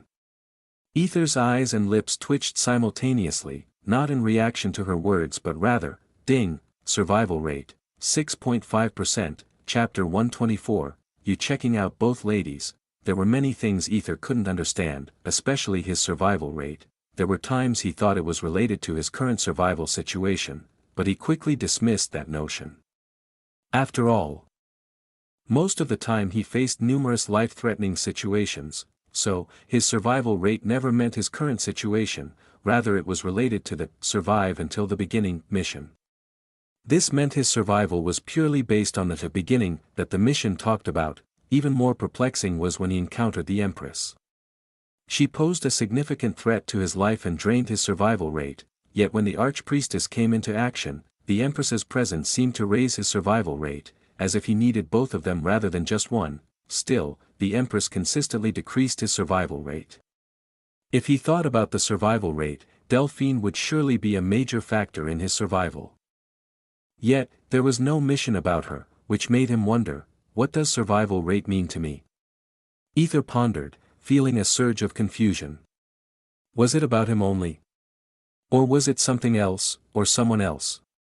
Many things confused him, yet, amidst the confusion, there was one thing he understood: decision. Aether thought as he looked at the princess, who was clearly enjoying his reaction. Ding, survival rate, 6.5%, as he walked alone on the road, his mind buzzed with thoughts. They say you think too much when you are alone in the middle of the road or something like that. He might not have fully understood his survival rate, but he did catch something relevant to him. The choices he made would reflect on his survival rate. Let's test it, he thought to himself, and then gathered his courage to speak, saying with a shy face, Princess, what are you talking about? Seduce? Me? There's no need to be shy, you might not know this, but I'm pretty sure you are really handsome. Princess nodded with amusement. Even so, I don't think I can do it, Aether said with a terrified expression, as if he were scared of something deep within. Seeing this, Princess couldn't help but feel a tinge of disappointment. Maybe he's not up for the task, she thought to herself, her brows furrowing slightly. Ding, survival rate, 6.4%, fuck. I knew it. Aether screamed inwardly, his mind racing with understanding and happiness. With a remorseful face, he added, if Princess wants, I will do my best, forcing the words out as if he were compelling himself to agree for her sake. Hearing that, Princess's smile brightened, a sense of satisfaction washing over her features. Not bad, she nodded inwardly, a glimmer of approval in her eyes. Ding, survival rate, 6.5%, Aether stared at his log, realizing that his decisions would surely affect the future, not him. Aether realized that it wasn't necessarily about him seducing the arcane queens, but rather about the choices he made and their consequences, which seemed to trigger a shift in his survival rate. This revelation prompted him to wonder, what if this survival rate is about more than just my own survival? Could it be related to the women who need to survive, or perhaps it pertains to the fate of this world's, or even the mysterious arcane? Come back to reality. Princess's voice broke through his thoughts as she snapped her fingers before him. Aether snapped out of his reverie, his attention refocusing on the princess, his brow furrowing slightly as he tried to shake off the lingering thoughts. What, are you already dreaming of having a gorgeous woman under you? Princess teased with a knowing smile, her tone playful. Unknowingly she started to get familiar with him. Aether gently shook his head. You mentioned every arcane queen, right? So I thought Princess was also including herself, his voice soft and hesitant, revealing a hint of shyness. Princess's expression suddenly turned sour. You are pushing your luck too much, slave. However, Aether maintained a calm smile while hiding a small trace of sadness on his face. Forgive me, my princess, he said softly, seeing the genuine sadness on Aether's face, which he wasn't really hiding as well as he planned. Princess felt a pang in her heart. She shrugged her shoulders, trying to dismiss the feeling, and then said, anyway, this is my plan. I need you to get the attention of the arcane queens and make them fall deeply for you. To the point where they are willing to give up anything for you. I supposed I need to work on my facial expression even more, and she's making it sound easy. Aether thought, feeling a bit overwhelmed. He gathered his thoughts and asked, forgive me for interrupting Princess, but what's the use of me seducing them? I don't understand. You could easily ask Master Kai for that, couldn't you? He's charming, charismatic, and powerful. I'm pretty sure they would fall for him without much effort. Princess stared at him, her expression turning thoughtful as if he had touched on a sensitive topic. Princess, sigh, I don't want my future husband to be chasing after other women. Princess said with a mixture of truth and hesitation. The real truth was that she couldn't fully trust Kai after witnessing how he treated Leah. Princess had been aware of Kai and Leah's situation, actually, that time. She tested him to see his resolve in love, and it had truly disappointed her. If she were to discuss a plan like this with Kai, who knew when he might discard her and pursue other bitches, Aether nodded in understanding, sympathizing with her sentiments. He then asked, what about me then? I'm not sure if the arcane queens would even pay attention to me, being a slave and all. Plus, most of all, you can use Timmy. He has a better status than me, right? Timmy? He's not suitable, He comes off as rather foolish, Princess said with a frown, recalling her observations of Timmy. She had already assessed him and concluded that he wasn't worth the effort. Princess continued, but you are different. You are favored by the arcane. Aether raised his eyebrows in surprise, wondering if she knew something he didn't. Princess, wanting Aether to be loyal to her, decided to be truthful with him. Yes, what my mother said, and also, there were a few older women declared as arcane queens, she said with a grin, hinting at a deeper connection. So, seeing him act nonchalant, Princess grinned even more. Come on, do you think I didn't notice you checking out both Delphine and my mother? Cough, cough, Aether coughed fakely, his eyes widening in surprise. Am I that obvious, he wondered, feeling a flush of embarrassment creeping up his neck, being caught by a little girl especially since she was the daughter of someone he checked out. It really made him embarrassed, seeing his reaction. Princess's grin widened even further. Gotcha, she exclaimed triumphantly as if she had just caught him in a lie. Aether's lips twitched in annoyance, resisting the urge to pinch her grinning face. Chapter 125, Aether is Tsundra. Really, you see, even though I am wearing a nightgown and all. Your eyes never went past my neck. Heck, you didn't even look at me as if you didn't care, Princess pointed out with a mix of playfulness and mild annoyance. Although she mentioned it, Aether's gaze had never been lustful or suggestive, it was more of admiration for Empress and Delphine's beauty.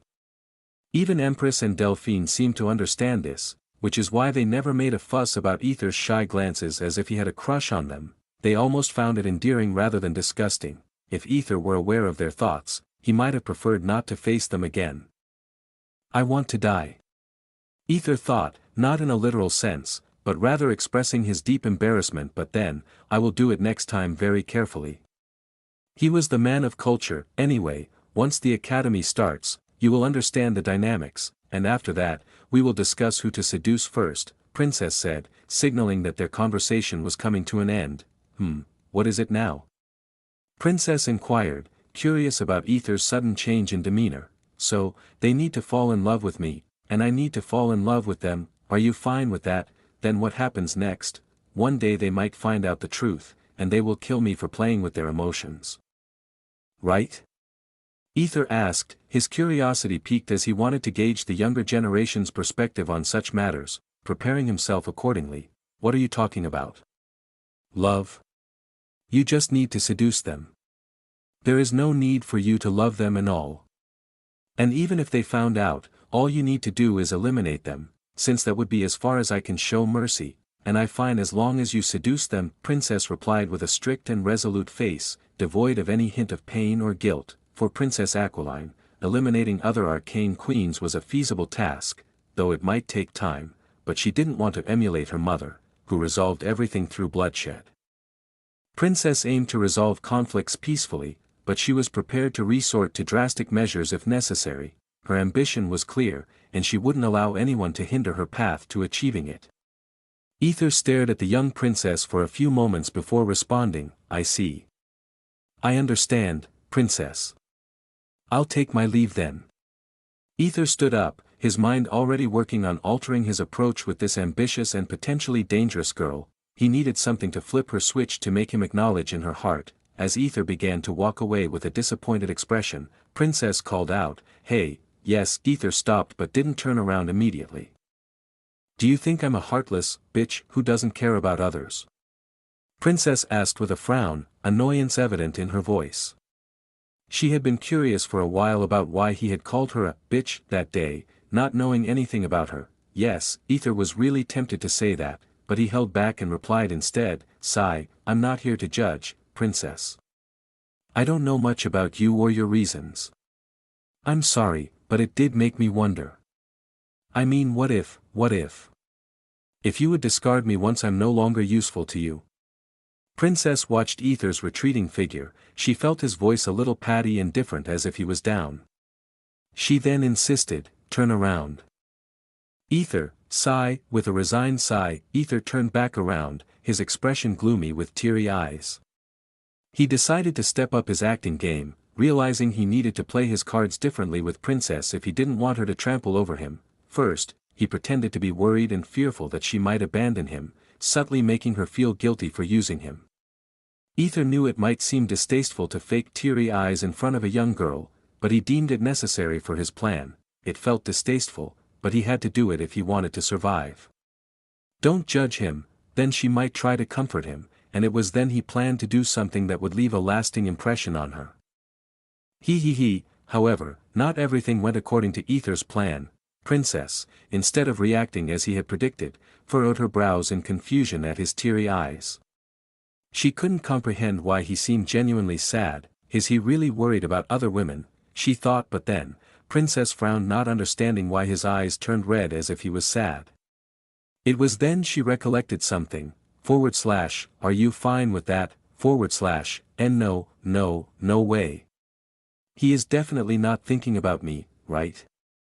I mean, he literally only stared at my mother and other older women, and he even called my reek bitch or whatever. Princess's mind raced as she tried to process the situation. But she wasn't naive or even an idiot to not understand as her mind slowly joined some dots. So I thought Princess was also including herself, that must be some kind of teasing or something. Princess reasoned with herself, trying to dismiss any thoughts of Aether's sincerity. But then, another memory surfaced, something that she hid inside her mind. How can I win your heart? Ba-dump. Princess's heart skipped a beat when she saw Aether's sad and lonely face. She recalled reading in novels about characters who never expressed their feelings directly, using teasing or annoying words instead. These characters often harbor deep affection for the main character. The classic tsundere archetype, tsundere. Princess thought, her eyes widening in surprise as the pieces clicked into place.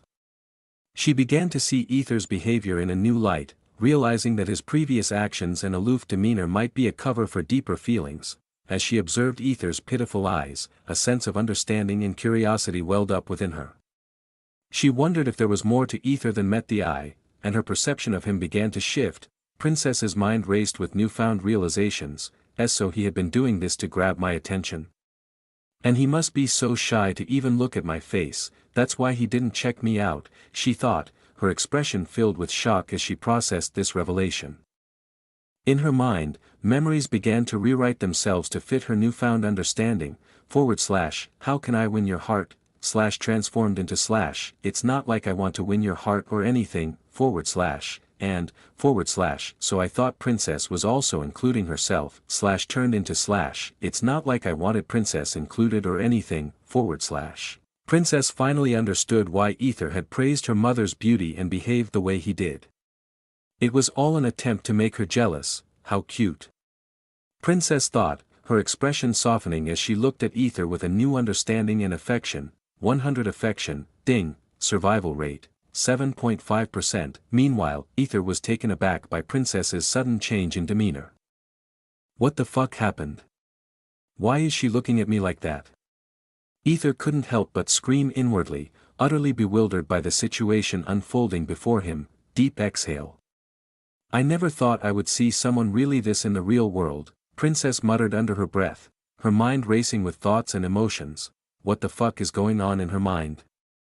Aether wondered, feeling completely lost in the whirlwind of Princess's weird face. Princess nodded, her understanding evident in her expression as she looked at Aether with a small, gentle smile. I know, what the fuck do you know? Aether screamed inwardly, feeling perplexed by Princess's sudden change in demeanor. However, he decided to shrug off whatever she was thinking, realizing that he needed to act quickly when the opportunity presented itself. Princess! Aether exclaimed, dropping to one knee like a knight and taking hold of her hand. Princess flinched at his bold action, caught off guard by his sudden display. I will do my best to protect you, Aether said, his voice weak and pitiful. But in Princess's mind, those words morphed into it's not like I will do anything for you, 200 affection. Princess stared blankly into Aether's eyes, her thoughts swirling with confusion and surprise. Well, something is better than nothing, right? Aether thought, trying to calm himself. What's going on? The sudden interruption broke the moment, causing both Aether and Princess to turn their attention towards the unexpected visitor. Celine.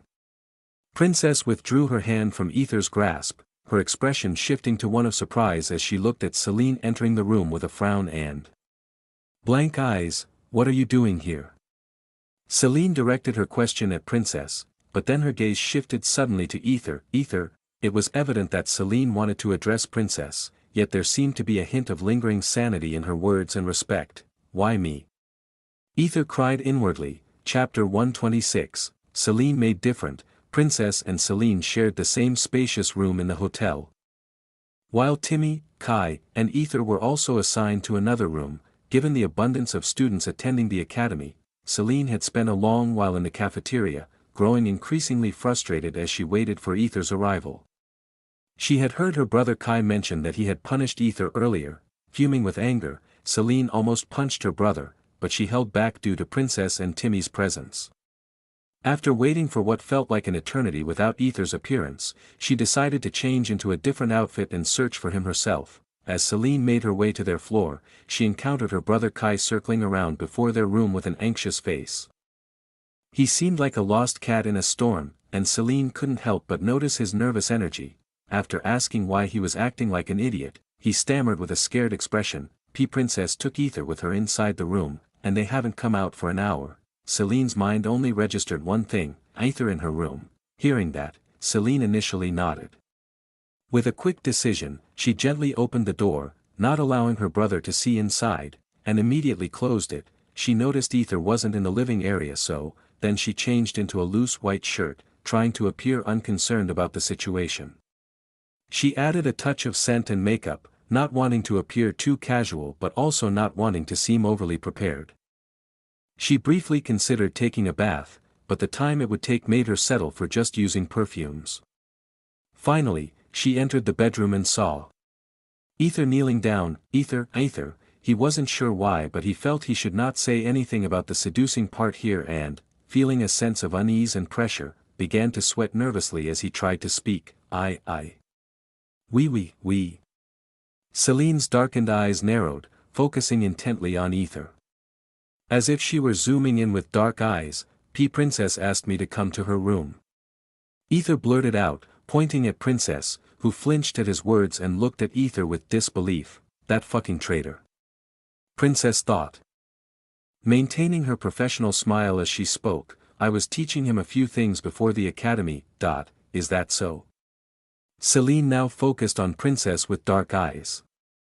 Princess flinched, feeling a surge of unease. What is this feeling? She pondered.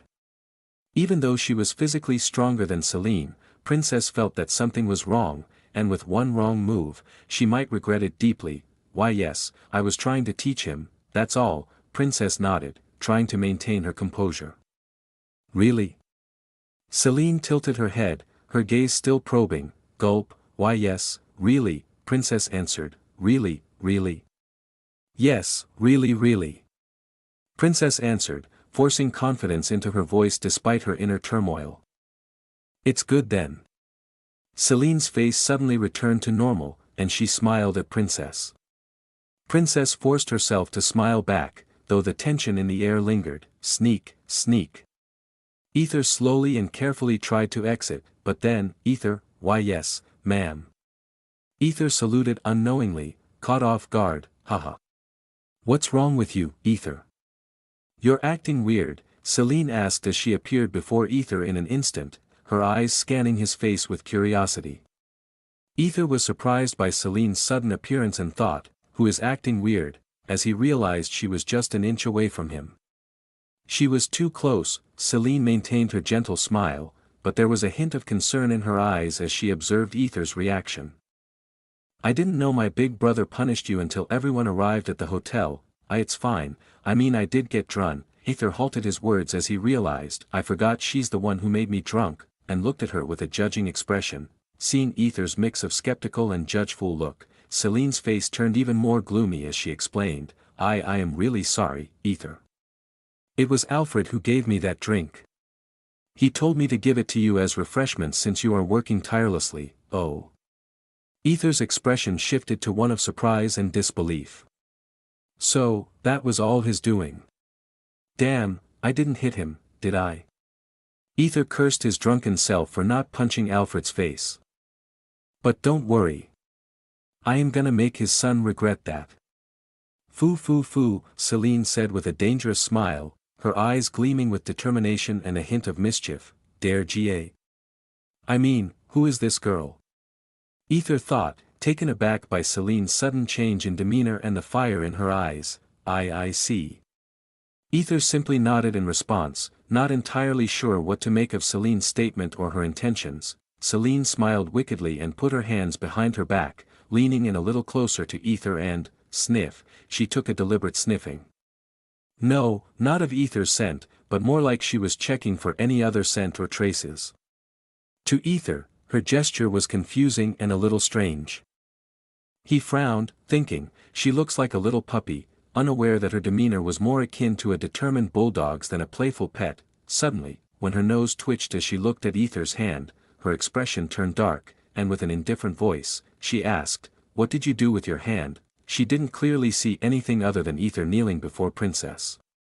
Aether flinched, wondering what she was asking, and looked down, only to avert his eyes quickly. What? Celine frowned, seeing him avoiding her gaze. I can see. Aether covered his red face as if he couldn't believe he would turn red seeing a glimpse of cleavage along with a pink bra. Despite being an adult and having seen many more things. The unexpected sight caught him off guard, stirring his teenage hormones and emotions. Celine took a moment to understand and look down, only to realize that due to her leaning position and her loose t-shirt, her deep cleavage was showing prominently, the soft fabric accentuating her curves. She instantly flinched, her face turning bright red as she stammered, trying to form coherent words amidst her embarrassment. That. Wah, and no. SFF, her words trailed off, her mind racing with embarrassment and self-consciousness. 1,000 affection, 1,000 affection, 2,000 affection, 1,000 affection, 3,000 affection, 2,000 affection. After that Aether found himself standing in the hallway. After throwing out, did he see my bra?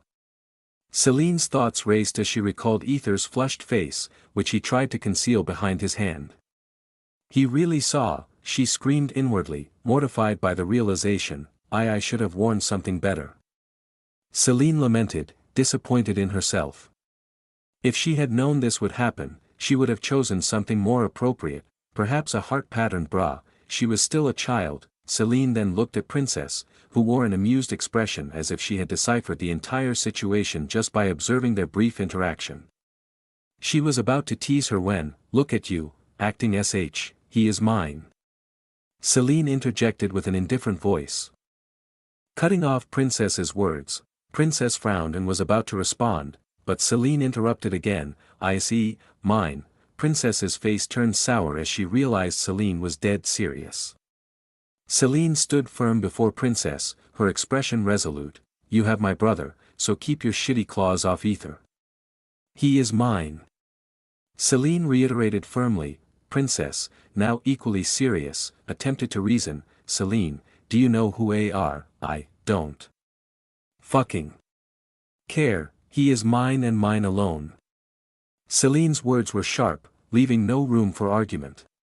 Princess stared at Celine, comparing her to a little puppy trying to claim a piece of food, not realizing it had already been taken. He. Interesting.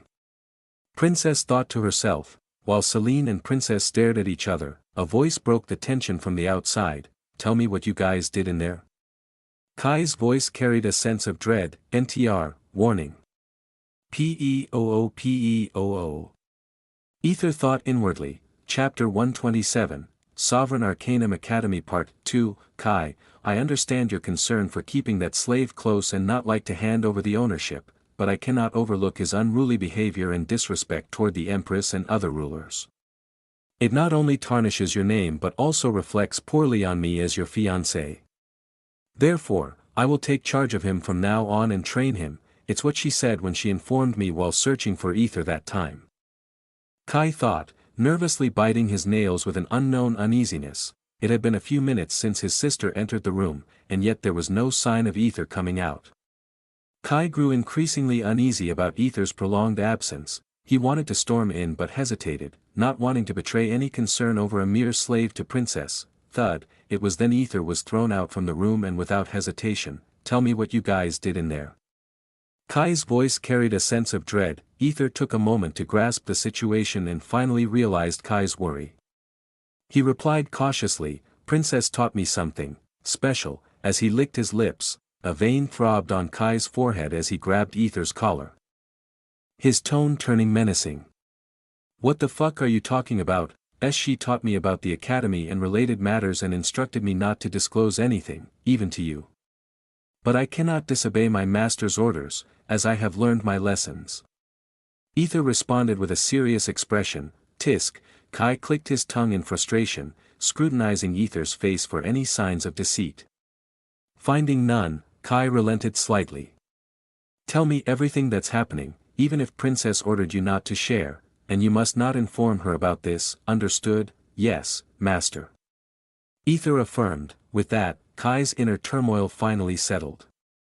However, his mind kept replaying how Aether nervously licked his lips, planting an unwanted seed of doubt inside Kai's heart. Aether's lips curved slightly as he realized what he had done, planted a seed of doubt inside Kai's mind. This was his subtle way of causing Kai to question Princess's actions and perhaps become more critical of her. Hee. With that uncanny smile, Aether followed Kai to the room to sleep. This time, he was in the same room as Timmy and Kai, but he was lying on the floor.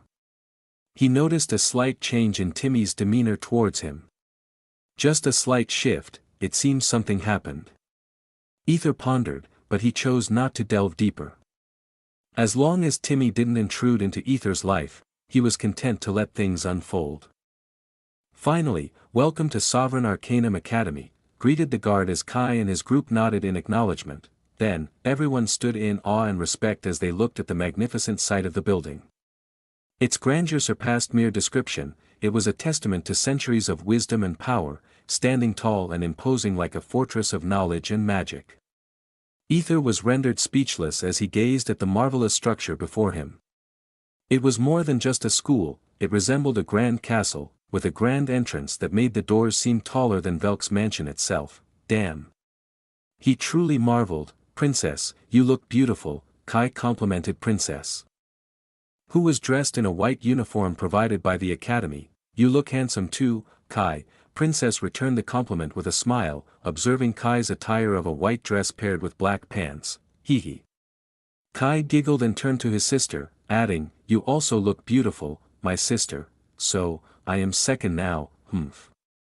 Celine pouted playfully when Kai praised Princess, but her eyes soon shifted to Aether, who appeared captivated by the awe-inspiring sight of the academy. "Why yes, Miss Celine looks beautiful too," Timmy chimed in, wearing his black attire distinct from the students' uniforms, as he was a servant. "Yeah," Celine responded with a nod, her enthusiasm somewhat subdued. Feeling Aether didn't even glance at her, Timmy glanced at Kai, whose expression turned awkward as he cleared his throat before addressing Aether, who was also clad in a sleek black dress. "Aether, what are you gawking at? Let's move inside, the ceremony is about to commence." "Yes." Aether answered, reluctantly tearing his gaze away from the majestic building before following them into the academy's grand entrance. As they walked through the spacious halls, Aether couldn't help but marvel at the academy's resemblance to a renowned series of novels, famously known for its captivating world and rich lore. The architecture exuded an air of grandeur blended with serene elegance, while the vibrant atmosphere buzzed with anticipation for the upcoming ceremony. The beautiful surroundings added to the overall enchantment of the place, leaving Aether in awe of the Sovereign Arcanum Academy's charm. As everyone walked along the circular path leading inside, Celine deliberately slowed her pace, allowing Princess, Kai, and Timmy to move ahead while she fell into step beside Aether, who was taking in the surroundings with curious eyes. Ahem. Celine softly cleared her throat as she walked beside Aether. Aether tilted his head, turning his attention to her. How does it look?" Celine's cheeks tinted a faint red as she asked in a hushed tone. Aether's expression turned puzzled for a moment. Then, a memory flashed in his mind, an image he struggled to dismiss. A pink bra. Might this would be a bit different about these things? Aether pondered and never thought she would ask, brazen enough to ask bluntly, reluctant to act as bashful as before. With a confident smile, he responded, "Yeah, it's good. I mean, it's kind of exciting." Aether trailed off, wondering about his choice of words. Exciting? Celine's frown deepened as she glanced at her attire, which didn't seem particularly exciting. However, when she noticed Aether's gaze drifting towards her bosom, she quickly caught on to what he meant. Puff, her face flushed bright red, resembling someone in a hot tub. "And 2000 affection, YYUP pervert," she exclaimed as pinched Aether's hip before swiftly hurrying to catch up with the others. "Pervert? What the fuck? She's the one who asked me." Aether screamed inwardly, ignoring those affection points. As Celine caught up with the others, Princess couldn't help but notice Celine's trembling lips, a subtle yet undeniable sign of genuine happiness. Her gaze unconsciously drifted towards Aether, who seemed lost in the grandeur of the academy. The group continued their walk, the air filled with a mix of excitement and anticipation as they approached the stadium for the new students' entrance ceremony. Chapter 128, Sovereign Arcanum Academy Part 3. The first row consisted of 10 large cushioned seats reserved for the chosen ones, namely the Arcane Kings and Queens. The first 5 seats were designated for the Arcane Queens, while the next 5 were for the Arcane Kings. Following them, the second and subsequent rows were occupied by those who had earned their place through hard work and dedication, and didn't give a shit about anything in their life in order to enter this prestigious academy. These were the students who had toiled relentlessly, cracking the entrance test with flying colors to secure their spots at the academy. Each student took their seat based on their rank and the marks they had scored in the rigorous entrance examination held just a month prior. As for Aether, well, he, of course as a servant, was confined to entering and standing in the corner just like the other noble servants. Timmy stood a little far away from him. "Sigh, I want to leave," Aether thought, clearly uninterested in the proceedings. The grandeur of the ceremony and the significance it held for others didn't resonate with him. Ahem, silence, please. The command from the podium brought everyone's attention to the front. A group of people, consisting mostly of professors, appeared, and in their midst stood a middle-aged man who seemed to be overseeing the event with a critical eye. "Good." The middle-aged man nodded approvingly at the students before him. His gaze lingered a moment longer on the first row, which only had 6 occupants. A flicker of disappointment crossed his face as he noted the discrepancy. He then turned his attention to the row behind, finding it appropriately filled with diligent students. Some people don't even realize the privilege they've been given, he thought to himself, his annoyance palpable. Clearing his throat, he addressed the assembly without using any microphone. His voice echoed everywhere. "The chosen ones need to attend this ceremony promptly, just like the others.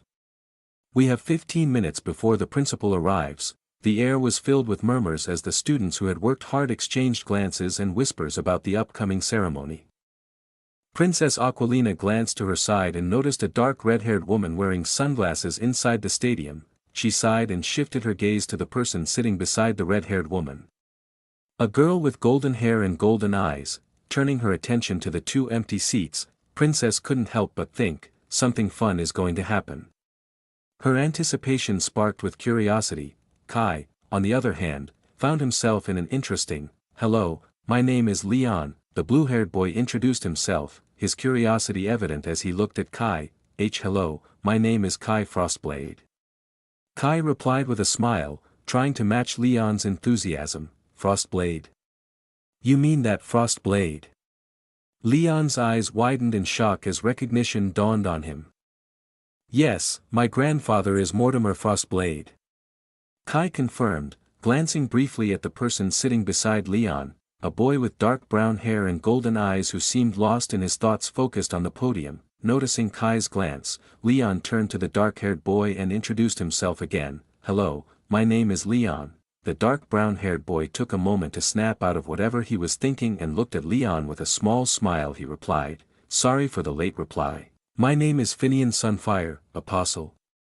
Leon's face lit up with excitement at the title, his interest piqued. "Yes," Finian Sunfire nodded. Leon was just about to ask more when the middle-aged man interjected with a note of pity in his voice.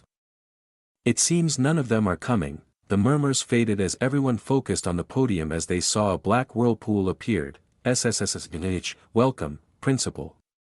The group of professors immediately bowed as a portal opened suddenly. The atmosphere grew tense as everyone fell silent, watching a figure slowly emerge from the portal. An old woman wearing a dark green dress emerged, her presence commanding respect and attention. Every student stood up and bowed with respect, even the chosen ones lowering their heads before the principal of the Sovereign Arcanum Academy. Raise your heads, children, the old woman said with a gentle, grandmotherly voice, as if speaking to her beloved grandchildren. Instilling a sense of warmth and familiarity amidst the grandeur of the occasion, everyone smiled and looked at the old woman, her wrinkles a testament to her years, yet she carried herself with undeniable presence. But to Aether, damn. Principal. She must have been one hell of a woman when she was young, Aether thought as he observed her. Actually, when Aether saw her coming, he felt some kind of attraction, and uneasiness. He thought his log would fuck him off by selecting her as his target since he himself knew that was not going to happen, but still, he kind of attracted to her. Shit. Really? I am attracted to this old woman. What the fuck is happening to me? He really wondered, forgetting the truth that she looked like GILF. And his inner desire that had been started to show out. Slightly causing this, but let's be real, she was even beautiful and kind of sexy, fuck. Don't do anything unnecessary, bastard. Aether shouted inwardly to stop his unruly and unethical thoughts, but then again, targeting an old lady wouldn't be the most shameful thing, would it? Besides, if he had encountered her in her prime, in her 30s or 40s, he might have been tempted to try his charm on her, not just for the mission, but because she still had a certain allure even now. That's all it was, he reasoned. Even a simple kiss might give her a heart attack and end her life. He didn't want responsible for the old lady's death. This shows his readiness for an unknown future and acceptance of his fucked up life. Don't judge him. Aether then attempted to glance at the professor standing behind the principal, but the lighting and his position in the corner made it difficult to discern their identities. Sigh. So I will be with teenage girls and the old lady hereafter. Sigh, Aether muttered to himself, feeling tired already. Where are the remaining chosen children? The principal asked with a wrinkled frown as she looked at the empty first-row seats. The professors lowered their heads, understanding the situation without needing it to be spoken aloud. Sigh. Young children nowadays don't respect their elders, the principal remarked with a sad expression. Principal. If you want, I will bring them, the middle-aged man offered, his face showing concern. The principal simply regarded the man before turning her attention back to the students who had worked hard to enter the academy, all present without a single absence. You think you are above everyone? Ah, she mumbled with a stern face, her disappointment evident. The principal then looked at Sky, her weak and wrinkled eyes suddenly flashing with energy as she spoke with an emotionless tone. You fucking chosen brats. The entire 5 world seemed to tremble as everyone heard the principal's voice. If you don't come within 5 fucking seconds, I am gonna fucking kill you and along with your fucking empire. You hear me, fucking brats? The entire academy trembled at her soft and indifferent voice, but the tremor didn't stop there, it spread to every empire. More like every world, there was no gentleness in her eyes now. She looked complete demon ready to slaughter them. In Aquarius Empire, Empress Marisandra, who was drinking her tea with a thoughtful expression, couldn't help but mutter after hearing the principal's voice, those guys really pissed her off. They are going to suffer now. Aha, while shaking her head and continuing to create a plan to make Aether blush, her mind buzzing with mischievous ideas. Anyway, I take it back. Aether, who was watching this scene unfold, demon, with wide eyes, screamed inwardly, I fucking take it back. She is more alarming and dangerous than anyone I have seen so far. He could feel his body being pressed by her mere anger. Even long night rough pounding won't break her, much less cause a heart attack. Thank goodness she's old, Aether said with a mixture of dread and relief, thanking the heavens for the principal's age. Otherwise, he was fucking sure his log would have selected her as his target. Just to fuck his life. Sigh. So many fuck now. He sighed hearing a principal saying those words. Ding, survival rate, 7.4%, Aether, due to shock, mumbled a little too loudly, though others might not have heard him clearly amidst the commotion. What did you say? The principal suddenly looked in Aether's direction, her gaze sharp and piercing. Fuck. Chapter 129, Sovereign Arcanum Academy Part 4, Child, do you have something to say about this? The principal's sharp gaze fell on Aether as everyone looked back at him. Other servants who were near Aether immediately stepped away, sensing trouble. Nothing, madam, Aether stammered, his face turning awkward as he inwardly cursed. What the fuck is wrong with me? The principal's frown deepened, her eyes briefly glancing at his pocket where Snowflake, the tiny snake creature, was hiding. Snowflake trembled when it felt two gazes staring at her. Thud, just as tension built in the room, the door swung open with a loud thud. 4 people hurriedly walked in, their expressions a mix of relief and anxiety. Before quickly settling into the first row without uttering a word, the principal, her attention now on the latecomers, nodded in acknowledgement. It's good that you finally came. Now, we shall begin our ceremony. Sigh, Aether breathed in relief, thinking the principal had forgotten about his momentary lapse, unaware that she glanced a few times at Aether before she settled into her chair, her attention shifting to the middle-aged man who began to address the gathering. After a long welcome speech about the students' past efforts and the challenges awaiting them in the future, which almost put most of the students to sleep, the middle-aged man finally turned his attention to the chosen ones. I know you've all heard about them before, but as a formality, allow me to introduce them to everyone, he announced. Clap, clap, the audience responded with polite applause as the chosen ones gracefully rose from their seats and made their way to the stage. The middle-aged man began the introductions, and the rest of the students watched with eager expressions. First, we have Kalen Darkfang and Arya Zephyr from the Ariones Zephyr Empire. Kalen, a man in his 20s with ebony hair and yellow-slitted eyes, bore wolf ears and tails. His tall and muscular frame, coupled with his confident demeanor, spoke of a seasoned warrior. Arya, a woman in her 30s with silky white hair and piercing blue eyes, exuded a queen aura despite her warrior-like expression. Her long ears indicated her elvish heritage, adding an air of grace to her powerful presence. Those two were the latecomers, Kai Frostblade and Aquilina Naiadia from the Aquarius Naiadae Empire. He continued. Kai, a bluish-black-haired boy in his teenage years, had an air of mystery around him. His sharp, icy blue eyes hinted at depths of determination and mystery about his unknown future. Aquilina, with her silky purple hair cascading down her shoulders, had a serene yet determined look in her purple eyes. Her elegance and confidence were evident in every step she took. Leon Dargenhart and Raven Noir from the Pyra Fulgur Empire.